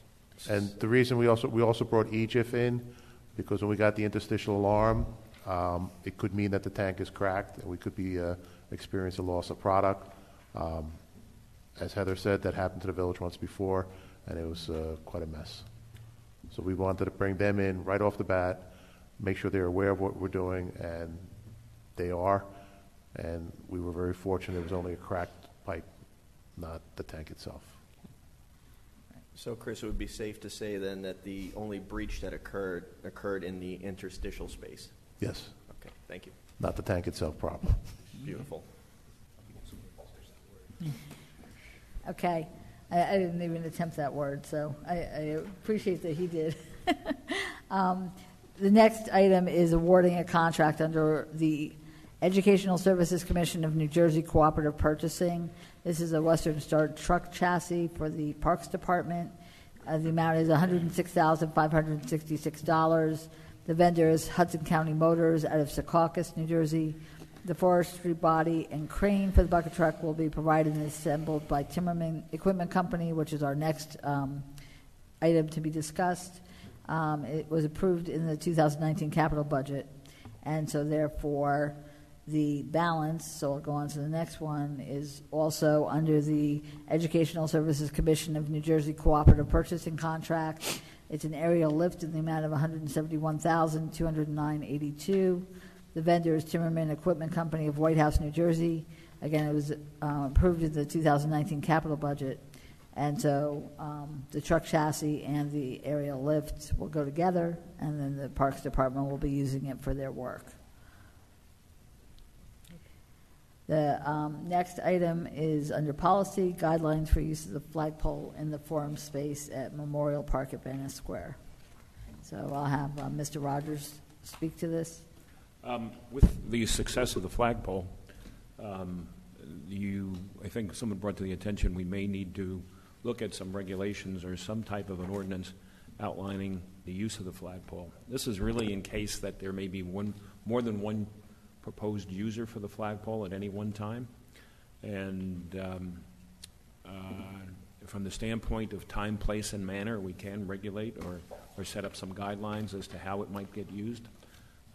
Chris has got to get to me the specs on the flagpole and what kind of weight it can take, because if we have three groups or people that want to use the flagpole for whatever purposes of their particular flag, and there's a weight limit, we need to be able to at least size it so that we make sure that we don't jeopardize the safety or the structure itself. Time periods, to consider is how long a particular flag can fly. Other things that we want to look at is just applying for it, not that you want to charge a fee, but just in case there is more than one group that wants to get on at a particular time. If you've got 5 groups that want to get on at a particular time, how do you discern or decide one from the other? So you have the ability to and the authority to set up some guidelines with regard to that. So I think with that in mind, you can set it up, and I can propose, just sort of an application with some information with regard to it, designating a responsible party, talking about the time periods that you want to fly your flag, set up an application time period. You don't want it so that somebody can say for the next 25 years, I want to fly this flag during this time period. So you want to give a time period. We did this with holiday displays. Certainly passes muster on that level as well. So these are things that we can take a look at and put together. So what were the guidelines for banners, for example? Do we have time limits on banners and how long they can stay up? Well, banners. The only thing I know about banners is that we've got banners at the train trestle that are normally for nonprofits. We've got, we have regulations with regard to holiday displays or any type of other display, non-secular display. We have, we don't have any other regulations that are out there for banners. But specifically for the flagpole. For the public forum space, were there any guidelines previously, regarding the banners there at the particular area? No? I don't think we've had any for banners at all. The other thing I would ask if Janet Fricke could come up, because she's handled those banners. I believe they're weekly, but I'm not sure. Maybe 2 weeks as a total. So if you could just come up for a minute, Janet, I'd appreciate it. Oh, you're looking. Sorry. Usually, Janet Fricke, 223 Woodland Avenue. Because I'm here as a resident tonight. I'm not here as, usually because we want to help the nonprofits, usually it's a 1-week commitment. If we have an opportunity for 2 weeks and something's important coming up, we'll leave it up a little bit. So it could be defined better than it is today, so it's a very good question. Yeah, I don't think we have an ordinance, though, that deals with regulating banners. So Matt, how does this differ from flagpoles at the Village Hall? Well, it doesn't differ from the flagpole at Village Hall. This is a flagpole. It's at the Van Ness Square that can be used for purposes of flying flags of particular groups. They may be of a political import. They may be of something else. You can at least try and describe what kind of flags you want to use this flagpole for. You can... I guess my question is, if we're doing that here, why aren't we doing it at Village Hall as well? Why aren't we putting guidelines together for both? Because we'll have 2 flagpoles. Well, because that's where you're going to be flying the flags. So That's the public forum space. Yes, The Village at Hall Van is Ness. not designated as the public forum Same space. thing with holiday displays, Jeff. The holiday displays can be placed at Van Ness Square, but not at Village Hall. So.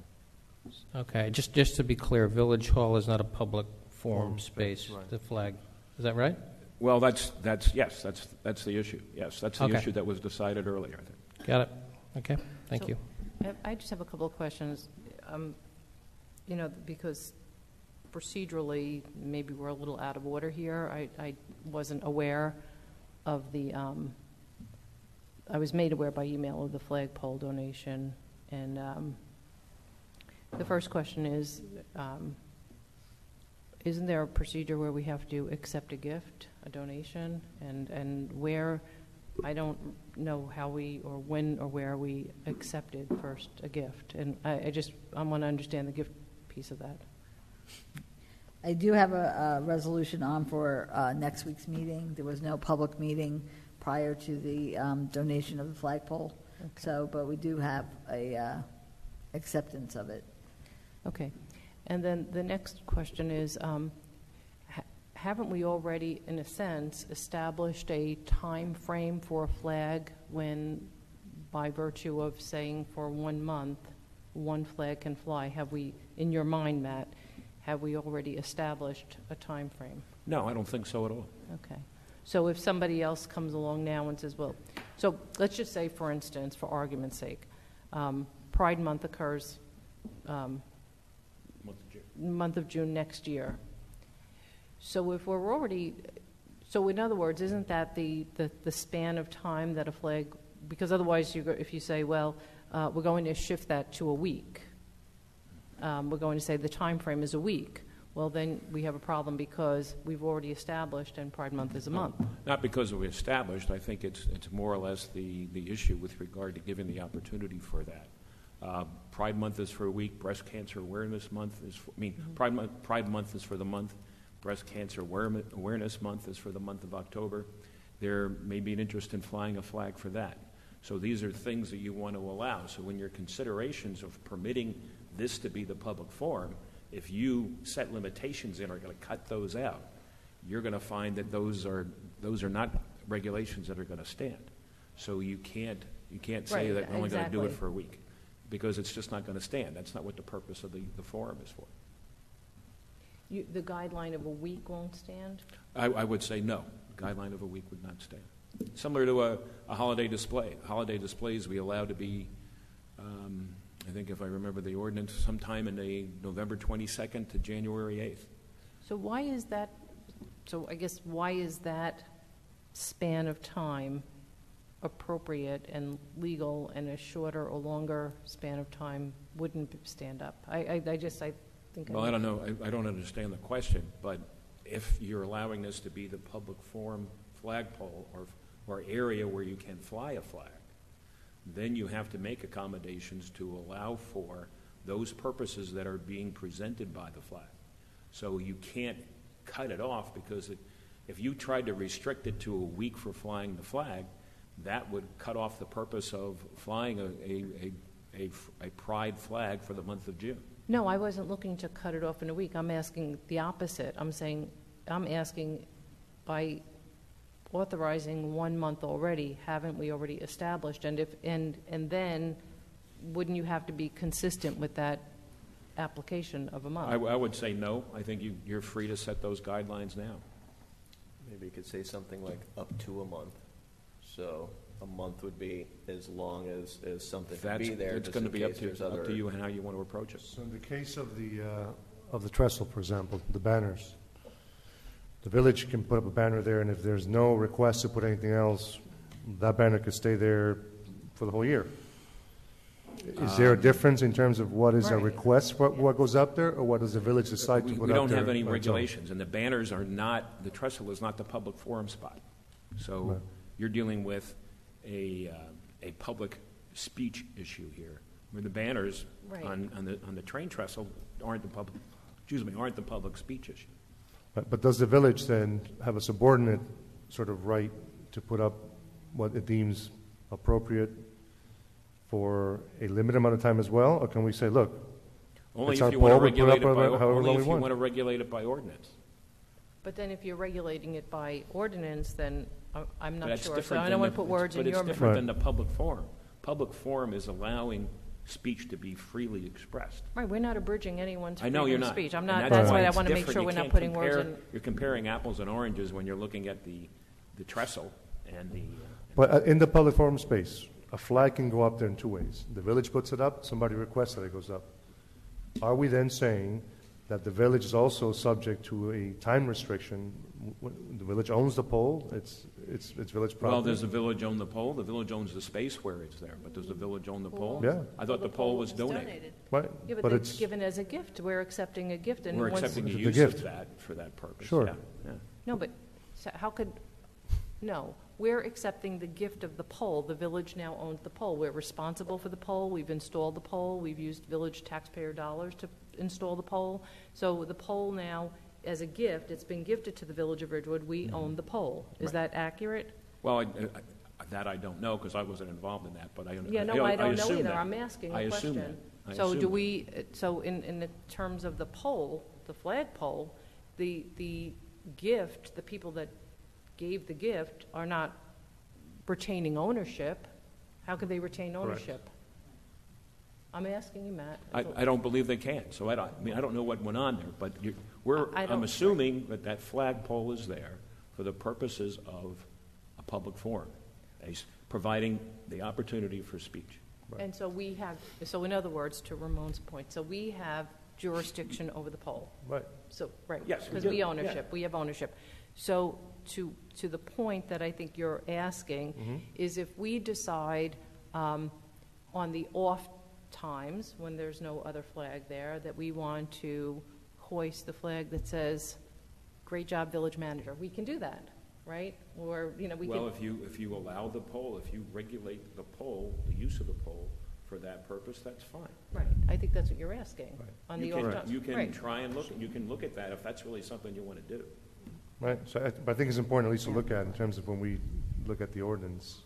I mean, my position is that it's the public forum space. I don't think that we should, I think that we should make the pole available because now it's there. That was the intent of it as it was donated. So, I mean. And that's what when I was asked to take a look at this, that's what I assumed that this was going to be for, public speech. Right, Yeah. public speech. No, but again, my question was specific to the time restrictions, right? Whether it's a week or a month. Can the village, as owner of the pole, say, everybody else can put it up for a week, but we're the village, we own this thing, we can put it up for a month, That 2 would, months? that in my mind wouldn't pass muster. That would not pass muster. Well- Why would we have the ability to do that? Because we own the pole? Yeah. No, if we're using it for a public forum, that would be restrictive, in my mind. So in other words, so, oh, I'm Bernie's sorry, go ahead, trying to get in Bernadette. here. Go ahead. Sorry. So I think the easiest way to look at the poll is Pride Month is Pride Month. It doesn't necessarily mean that you have to fly the flag for the full month. If we in the ordinance say, the intent is to let residents express their whatever. We are going to give each person a week to do that. If there's nobody else, then you can fly it until the next person, because just like we celebrate anything, you can say it's the month, but if there's an expression for a week, I mean, we only have 12 months. So if everybody gets a month, there's only 12 people, so that's not fair. So if you do it in a week, you have 52 weeks, and you can have the flag, and then if there's a week that's maybe, or a month that nobody's made the request, just put the American flag up there. It's simple, and that's the default. It'll always be the American flag. And that was the understanding with the donors, that the default is always American flag. Yeah. But I would say, for somebody that wants to, so let's just say we started with the pride flag. I don't think there was any expectation that they were going to get a full month if this is a community poll. Let's put it that way. I would suggest, if you're going to look at it that way, Wait, so hang on, wait. if you're going to look at it that way, I would suggest you look at since you can regulate time, place, and manner, that you look at the option or the possibility in the application to provide for an extended period beyond, maybe regulate it, and I have to check it out to see, but just regulate it maybe for 1 week, but provide for the opportunity, the option for whichever group person makes the request to ask for it a longer time, and as long as it doesn't interrupt, then Another request. Then you can grant it fully. So that may be the way to do it, because what you want to do, and that's why you don't want to allow somebody to apply now for the next 20 years. You set it up so that the application can't be filed or submitted to the clerk's office no earlier than, say, 60 days ahead of the time, but no later than 30 days ahead of the time. So if you're looking at, say, the Pride Month for June 1, you could submit the application at the beginning of April. But you could not submit the application any later than the end of April. So you give a window. You can extend that window, but just from the standpoint of being able to regulate it from a time, place, manner, be fair about it, you need some parameters with regard to the time that you can make the application and the time within which you can no longer make the application. Yeah, I don't think people will complain if they are represented. So if it's for a week or more, if nobody else has put in there, and as long as it stays within that month. So if it's, say somebody wants to put a Valentine flag up, I don't know what they would put up. What if somebody, and it's kind of like one of those worst case scenario situations, but what if Bernadette said, she blame wants it to on put Bernadette. Bernadette wants to put the Go Walsh flag up on week 1. No, let's go Yankees. For opening day in April. Let's go Yankees. So Bernadette wants to put up Let's Go Yankees flag first week in April. And then, but she's allowed this week, but she wants to keep it up longer. And then somebody else, her friend, comes along and says, okay, why don't we put this up? So somebody could actually extend the same flag. Do we restrict how often? Is it the flag, the time frame for that particular message, or is it on an individual request? Because you understand what I'm saying? Because somebody could come and say, you know what, I want to put this flag up, and then their friend comes along and says, well, I want to put the same flag up the following month, and they book the whole thing, and now you have a whole situation where somebody has consumed and Well, you have to put it in the application process, making them aware of the fact of that, although your application may be granted now for, the full time that you're requesting, even if it's more than, say, that week, there's a possibility if something else comes in accordance with the guidelines, right, that interrupts that, they may be given a preference above you. So you do it that way. We have to find out if we can even fly 2 or 3 flags, depending upon the size of them. And because I think one of the things you want to do is you can't put a 40-foot flag on this flagpole. So you want to put size limitations, which you're permitted to do. And that can adjust how it's used and how often, or how many flags you can put up. Actually, the size is determined by the size of the flag is determined by the material and the height of the pole, correct, Chris? I did forward an inquiry over to Jim at Signal to get information from the manufacturer as to what the largest size flag, and to Matt Rogers' comment, multiple flags. What is acceptable for the type of pole that we've installed in Van Ness? Once I get that information, I'll turn it over to Matt and Heather for the use in the ordinance. I think I read somewhere in New Jersey, based on the potential speed of the winds and the height of the pole, I think it's 5 by 8 is the maximum size. 5 by 8 on a flag? That's small, no? 5 feet by 8? No. 5 feet by 8 feet is pretty big. It's a pretty good size. Bigger than this one here? I mean, at a 20-foot height. 25, yeah. 25-foot height, that seems small. Well, what's there now is 5 by 8, looks perfectly fine. Oh, it does look big. Okay, fine. Usually work on like a 6-to-1 ratio. The height of the flag related to the pole. Right. Well, free speech issues, at least we have good things to talk about. Quick question. The flagpoles require an annual inspection? The Signal Division does take a look at them. Periodically, they need their lanyards or hoisting mechanisms either lubricated, maintained, or the ropes sometimes replaced. For example, at the train station in Village Hall, the fire department helps us out tremendously with their ladder truck because it's the best way to reach the very top when we have to restring it. But that doesn't require an annual inspection that gets a certification that it was inspected, correct? To the best of my knowledge, not by any outside agency, because the Signal Division usually takes care of these things. Like if we have an edict issued by the governor or the president to lower the flags, they'll go around, make sure all the flags on village properties are set to the comply. Okay. All right. Okay, so what we can do, I guess, Matt and I and Chris will get together, we'll come up with something, and we'll bring it back, end of June, beginning of July. You can take a look at it, we can discuss particulars, and this way, we can go forward from there. Sound good? Sounds good. Okay. All right. The next one is amending Chapter 190 Land Use and Development, illuminated signs in the business district, and also the extension of the suspension of the ordinance for certain illuminated signs. If you recall, back in December is when that expired for the relaxation of the extending the suspension of the ordinance, and we put it to June 30th. So now that we have a proposed ordinance from the planning board, we're going to have to extend it again. And I don't know if maybe we should extend it to like October 1st or September 30th, or should we go again until December 30th? We should, if the council is agreeable to what the planning board's proposing, we technically would probably adopt in June, we could introduce next week, adopt in July, and it would be effective by the beginning of August. But in case there are any questions or any things that would prevent it from being introduced next week, then maybe we should put as a date, just so we're okay, October 31st or something. This way we're good.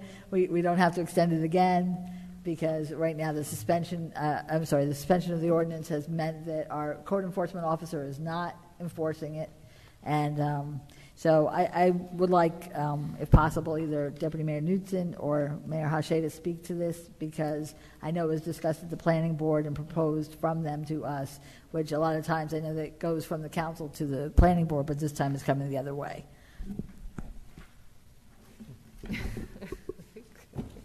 Punting here.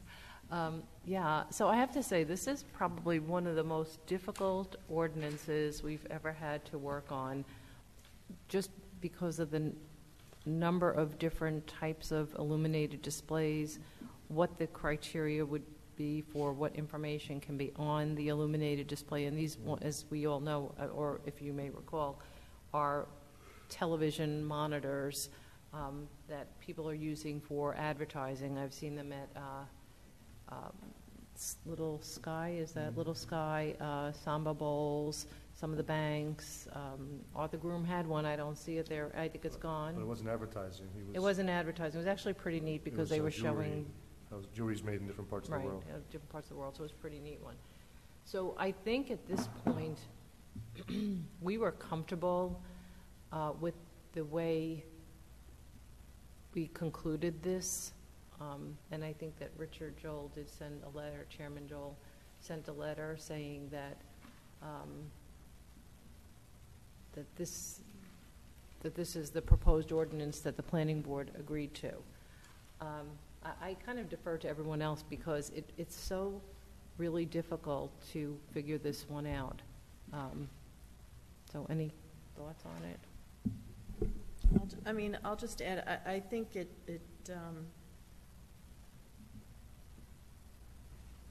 talk about the flagpole and all the different... yeah, it's true. It's crazy. The illuminated signs, some may be tasteful, but others may not. And I just feel like once you go down that path, how are we going to what's going to be the approval process? Is it going to be zoning, or is it going to be site plan exemption? Like, who's going to approve the signage? Yeah. Color, type?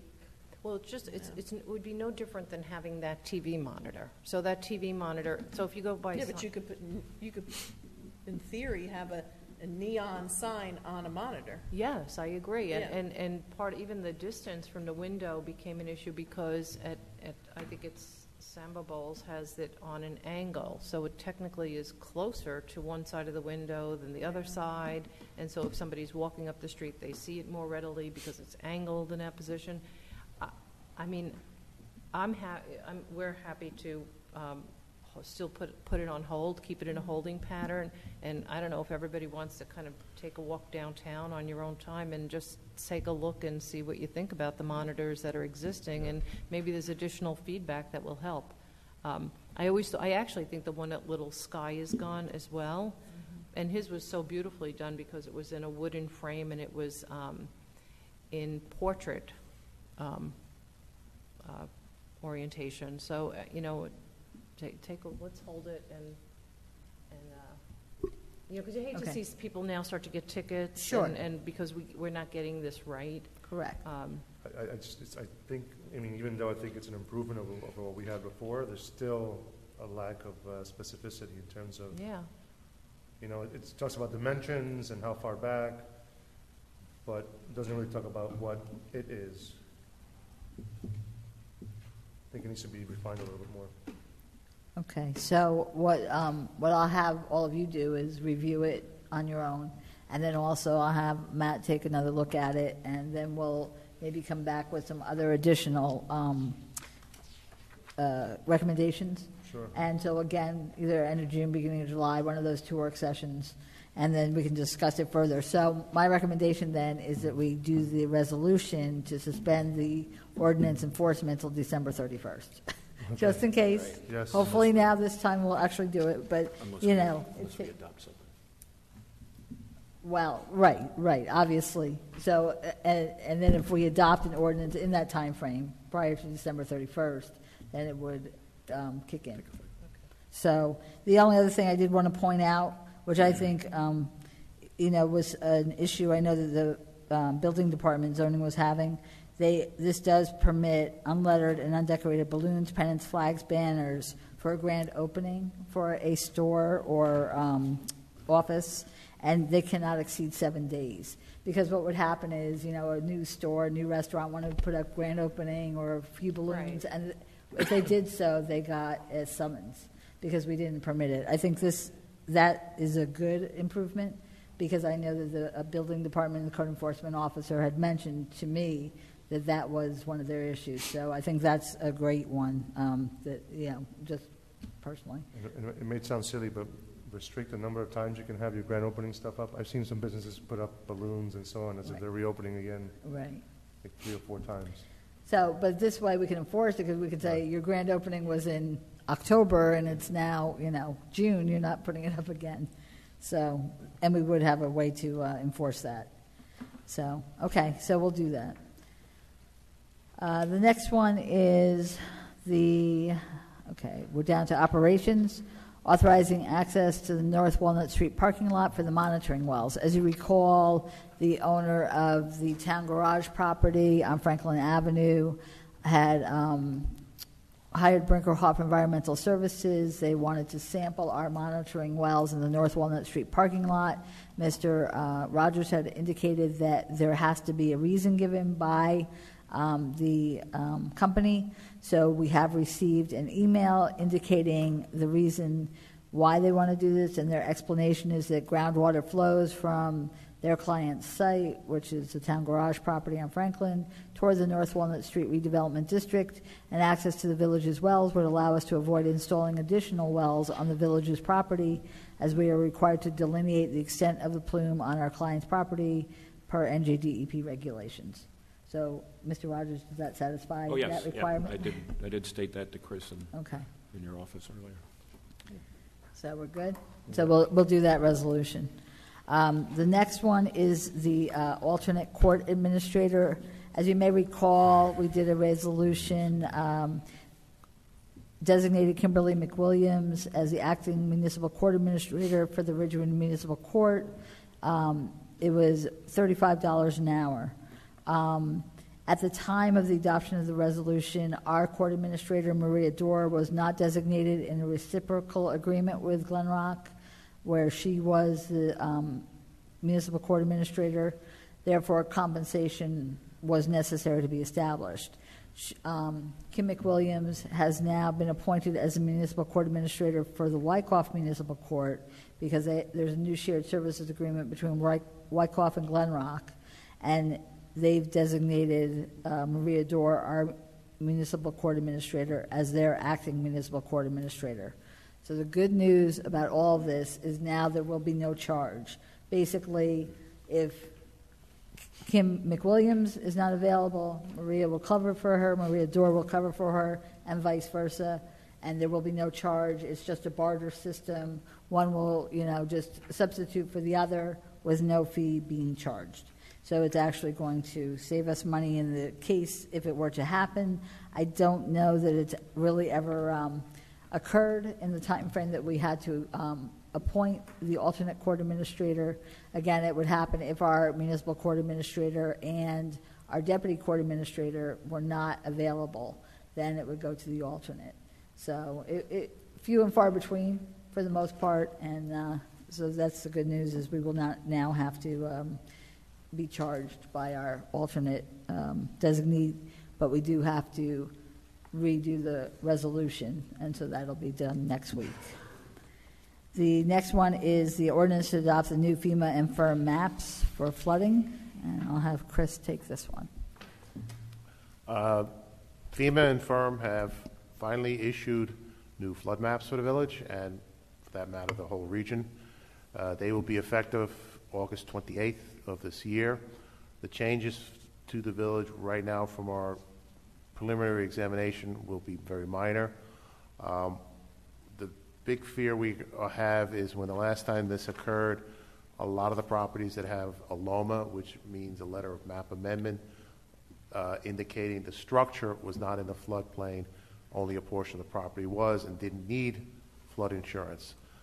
Those were all tossed out, and we had to work with our U.S. representatives U.S. Representative's office to get them reestablished. Hopefully, we won't have that problem this time around. The ordinance that is before the council tonight is a total rewrite of the flood ordinance in the village's code. It is based on the ordinance that the DEP has issued for communities to adopt. The flood insurance program, as some may know, is significantly in arrears due to the catastrophic losses it experienced, and the flood insurance program is looking at tightening up what people have that could be affected by a flood. So, if there's any questions, I'd be happy to try to answer them.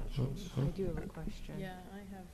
You can go first because I'm looking for mine. So, were any new properties impacted by the new flood map? That were not in the flood zone prior? Or There might be a few properties that the flood reach has now touched and has basically enjoined. We haven't identified those yet. So do we have a responsibility to notify those individual property owners that We don't. An individual generally needs flood insurance under only specific circumstances. Correct. If you have a mortgage, yes, you need flood insurance because no lender wants to risk their money on your property in a flood zone without that protection level. We do know of residents that have properties in a flood hazard area that do not have flood insurance because they've inherited their properties. They don't have a mortgage, so they decide to take that risk upon themselves. So these properties that will be put into the flood hazard area, those mortgage companies will be contacting those homeowners. Okay. If those people have questions, we will encourage them to come to engineering. We'll try to explain everything to the best of our ability. Okay, because I noticed in there that they basically have a grievance period where they can challenge whether they consider their property in a more severe flood zone, let's say. Yes, it's the challenge process usually involves getting a surveyor to do elevations. Yeah. The FEMA firm does a much higher level review of everything along the floodplain. There may be individual conditions that a homeowner has that elevate them out of the flood zone. If they can prove that via a licensed surveyor, a cost which that homeowner will have to bear, then they may be able to get a LOMA to indicate they are not in the flood zone. Okay, that's all I have. Thank you. So that was one of my questions, and my second question was on 154-21 Appeal Board. It states the Bergen County Construction Board of Appeals is designated by the Village Council to hear and decide appeals and requests for variances from the requirements of this ordinance. So is there a reason, and it's probably a Matt Rogers question, but maybe it's a you question, I don't know. It's a question I formulated that section in conjunction with Tom Yaka, Director of Building Department. The village had dissolved the village's Construction Board of Appeals and went to the county. So we're having the County Board of Appeals in this ordinance be the entity of last resort for an individual who does not agree with the determinations our office, the engineer's office does, or the construction official's office. But I think I just need clarification on the variance piece Word of variance, it. yeah. Yep. I don't think you're talking about a variance under the municipal land use law. You're talking about a deviation from the map itself and the designations that are in the map. And so that is something, and so the next question, so is that something specific to a construction board? And so that's why it goes to, so if we had our own construction board, which we just dissolved, that. There isn't any other body in this municipality or in any municipality that can handle that type of an appeal. So it's, in other words, it's specific to a construction board, regardless Yes. of whether it was the village jurisdiction of a construction board. Okay. We had to provide a venue for where somebody could appeal a determination, certainly in the interest of fairness. And the Bergen County Construction Board of Appeals is the most suitable venue for that. Okay. That's it. Thank you. And I believe that it's due by the end of August, right? We have to adopt it prior to the end of August. Yes. The state, once we adopt it, the state DEP will require a certified copy of the ordinance to be submitted to them to show that the village has complied with their requirements. Okay. So we'll have that ready for next week. Okay. The last item under operations is the 2020 village calendar theme. It's that time of year again when we discuss what the theme will be. We did give you a listing of the various themes that we've used throughout the years, everything from volunteers to neighborhoods to village-scapes to parks to porches to doors to unique architectural places in the central business district. So we have a couple of suggestions for the 2020 calendar theme. One is trees, which the Shade Tree Commission has proposed. It would include things such as pruning trees, planting trees, evaluating the condition of trees, identifying a hazard, how they increase curb appeal, the shade value, the value of tree-lined streetscapes, adopt a tree planting program, the holiday tree downtown for the holidays, and adding new trees each year to keep Ridgewood's tree canopy robust. Another one is trees based on the Shade Tree Commission's idea, but with free line art, and I'll have Deputy Mayor Knudsen talk a little bit more about this. Yeah, so when I learned of the Shade Tree Commission idea, I love it. I just always find, and I brought the calendar with me, that because of the paper quality and the print quality, the pictures are always muddy, and I thought it might be a benefit to use the free line art that's available at DEP.gov? Yeah, wherever I said in the note. So it was just a suggestion. I mean, I'm not, just thought it was a good idea to maybe take a different approach with the images, only because they never really translate very well on the calendar. Well, for 2020, you can have eye charts. 2020. Each one will be a different eye chart. And then the final recommendation was hidden or not so hidden treasures of the village of Ridgewood. It could include places such as Habernickel Family Park, the Schoolhouse Museum, the View, the James Rose Center, Old Paramus Reformed Church and its cemetery, the Butterfly and Sensory Garden, Memorial Park at Van Ness Square, Kings Pond Park, just places where perhaps not all of our residents know that they exist. We could get some, open up a short window where they could send emails saying this is a place that not too many people know about in the village, but it's a wonderful, quiet spot, or it's a great place to have a picnic or whatever. And what I'm saying is I know that a lot of people don't know where Kings Pond is, and they may have lived here for a long time. Some of them are not so hidden treasures. The Cashel Shell is another one. It's seasonal. People see it all the time, but how many... I know there are a lot of residents who go there, but there are probably others who don't realize the great performances that are performed there. So that was the third recommendation. So we're open to other recommendations from the council. We'd just like to get started so that we could, if we are going to take pictures, we could take them. If we're going to use the line art, we can figure that out and decide how to do that. So, we're looking for recommendations or agreement amongst the council. So does anyone mind if I just elaborate a little bit more on Jean Evapan's comments that she sent? And part of the reason she and I had this conversation about Shade Tree was, and that I'm not a green person. I mean, I love greenery, but I'm just not really good with plants and environment stuff. So one of the things Jean started to explain to me was the native and invasive species, and that little by little the invasive species are overtaking, and this impacts the birds, because then you don't have caterpillars and butterflies, so then you lose certain native bird species because they don't have the place to eat what they need to eat to be in this environment. So there's this whole big cycle that goes on, and I'm sure Bernadette probably can speak to it, and Michael can probably speak to it, as I'm sure everybody else can speak to it. So I thought that was a reason it was a good idea maybe to incorporate her ideas with Shade Tree, because as we learned from Kings Pond, as much as it is a hidden treasure, it was almost a lost treasure because of the extent of damage done by the invasive species. And from an educational perspective, it's really important for people to start to understand the damage that those invasive species are really doing to our environment. So, and thanks to Jean for putting all that together.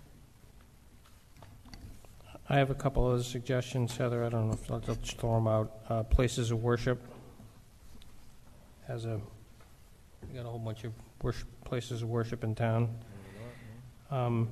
Unique homes of Ridgewood. I don't know if there's probably some different types of homes that I want to showcase.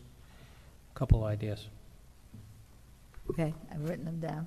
Go ahead. Anyone else? I'd like the hidden idea, the hidden or not so hidden treasures, because often you run into somebody and they say, have you ever seen this? And you're like, no, where's that? And like, there's like all these little like urban legends of things that have gone on in Ridgewood, and so that might be fun for people to get involved in, that they could kind of pick a location and send it in to us, or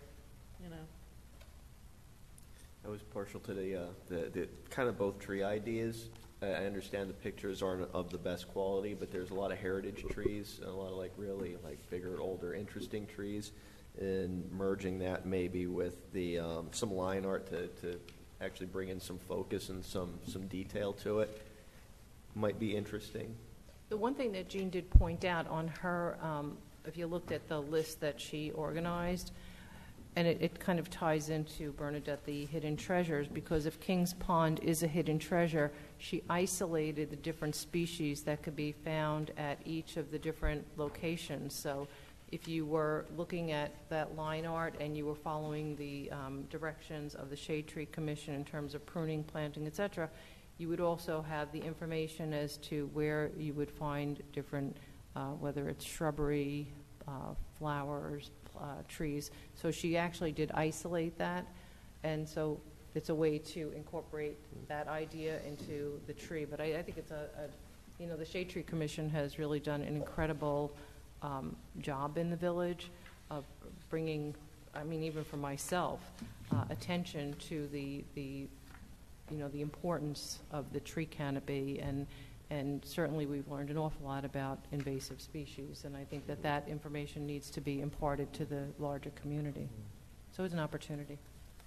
I'm all in for the tree thing.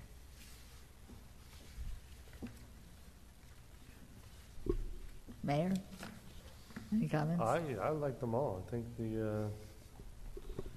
but definitely the quality of the pictures, I think, are a problem. So I would like to see, whatever the idea is, to see if we can do something that's, and again, we're also looking at old photographs. Well, even when we did the porches, it was similar. It's the only thing is it increases the cost. Right. If we do color, or if we do nicer quality paper, honestly, it increases cost. So. No, well, nobody. I don't think anybody's suggesting that. All I'm saying is working with what we're working with. When we did the porches, it was similarly the front cover, because of the quality of the glossier paper, always makes it sharper because of the paper quality. But whenever we go into the calendar, we always find that a little bit of a muddiness that goes on, because it's just the nature of the beast. It's just the way it is. Now, is there a way to get a look at like a mock-up of what it would look like to have? It's just putting pictures on a page and saying, okay, what would be the look of this versus the other? So we just have to come up with a theme first. We need a theme. No, but so let's say 2 themes or 3 themes, and then look at that. See which one would look best. But we could do that, but then we have to pay the printer to make mock-ups of 3 different themes. I'm sorry. Where are we getting the pictures from? Oh, you just want to see the pictures? Yeah, just but not on not the actual layout. Just okay. What would be sort of I see. Yeah, each the content, right? Okay, so what, like 6 months or something?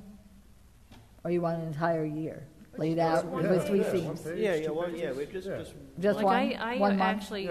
Okay. We imagine what it would look like. I'm just trying to understand what the Well, I sent samples of the work that Jean had selected from the. You're right, those are vintage pictures, so they're not low resolution. Right, so you see something like this on the white paper would just No, but you frame it, you do it nicely, and so. Color in with I crayon. know. Well, actually, you know what, and I think I wrote that, because if you use this kind of line art and you want to really educate people, you also educate children at the same time, because line art is, for what it's worth, coloring pages. So there is an opportunity to, make the calendar more like an experience. So, I mean, I don't know. It's late. So you want 1 month? I'm good with with the three tree. different Personally, themes? I'm good with the tree thing. Okay, I so- just want to, I want to voice my support for the shade tree So I hear commission tree. I hear 2 trees. We have 2 trees. And- We have I'm 2. going for the hidden Hidden treasures. Okay.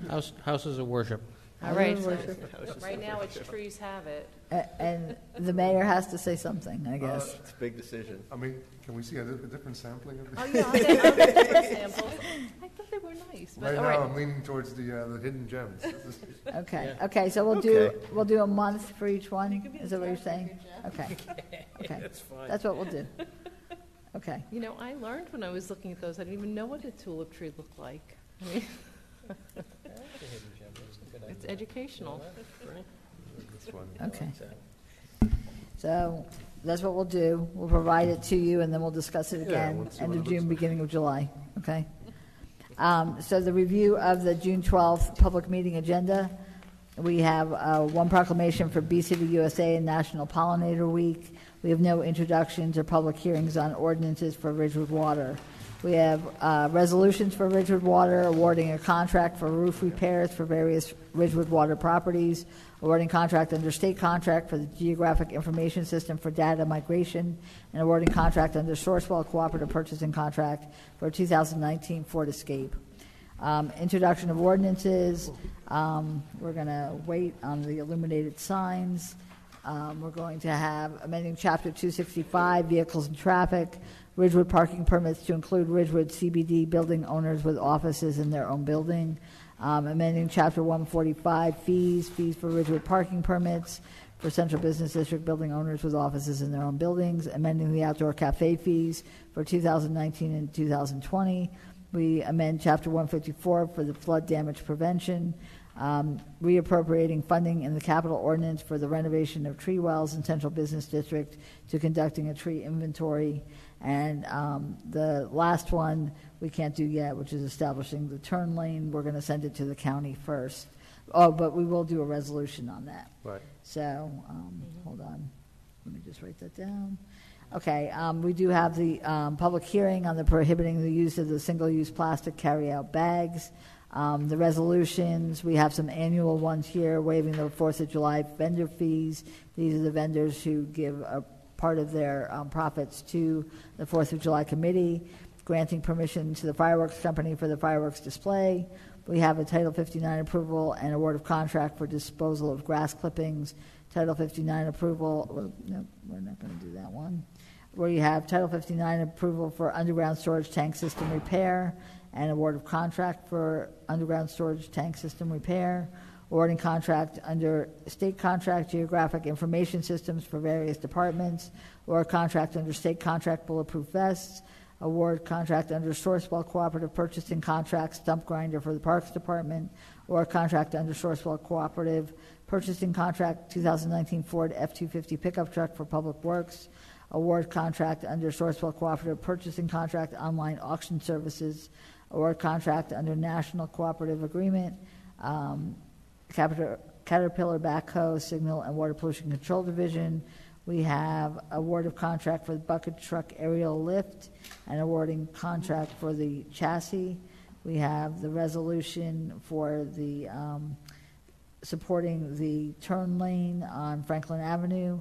We have awarding contract for clearing work for the berm work at Shedler. We have awarding contract under National Cooperative Agreement, roll-off truck with Salter for the street division. We have awarding contract under the Houston Galveston Cooperative Purchasing Agreement for the 2020 fire pumper. We have awarding contract under Cooperative Purchasing Agreement for rental of interim sewage transfer pumps for the Andover Pump Station. We have the awarding partial contract for the sidewalks on West Glen Avenue. We have the professional services contract for the certified lake manager and soil testing for the dredging of Kings Pond. We have our annual appointments for our village attorney, our village bond attorney, our village labor attorney, our village prosecutor and assistant village prosecutor, and our public defender. Also appointing the alternate court administrator, appoint community development representative, which is annual, appointing representative to Open Space Trust Regional Committee. We may or may not be able to do appointments to boards, but if so, it's Planning Board, Zoning Board of Adjustment. We do have a stigma-free task force member who's being appointed. We have members to the Ridgewood Environmental Advisory Committee, Parks, Recreation, and Conservation Board, the Green Team Advisory Committee, allocation of Affordable Housing Trust Fund money to the United Way for the Enclave Special Needs Housing, extending the suspension of ordinance for certain illuminated signs in the Central Business District, authorizing the tax collector to charge for the mailing of tax sale notices, declaring property surplus, the 2000 Packer truck, authorizing access to North Walnut Street parking lot monitoring wells, authorizing Village of Ridgewood to be a New Jersey future aging-friendly community, endorsing the Bergen County Historic Preservation Grant for the James Rose Center, accepting the donation for the flagpole public forum space of Memorial Park Urbana Square, authorizing the release of the maintenance bond for 44 Godwin Avenue, approving the 2019 to 2020 renewals of the liquor licenses. I just want to let you know, I am so happy. This is the first time in years, maybe decades, that every single liquor license has paid the ABC, has paid us. They've all obtained tax clearance certificate, so we can renew every single one of them. No one needs a special ruling this year. It's wonderful. It really is. And then appointing village council members as liaisons to various boards and committees, which always comes up at this time of year.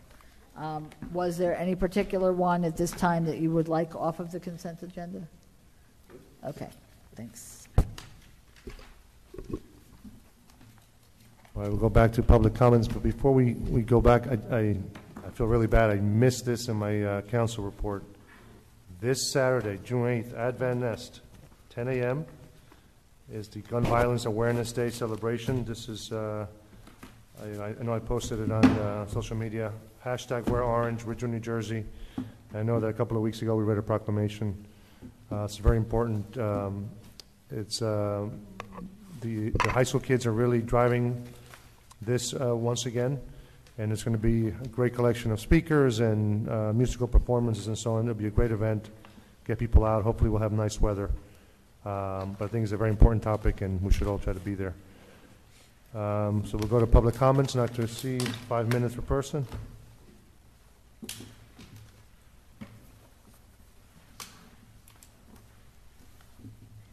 Good evening, Ann Loving, 342 South Irving Street.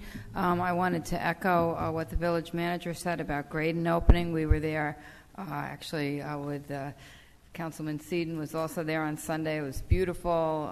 Snack bar is really nice. They have salads now. Apparently the salads are so popular they sold out.